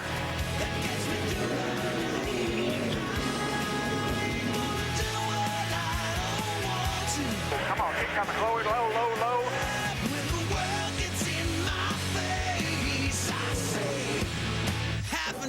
Looking at Johnson, the championship contender. Jimmie Johnson wins at Dover.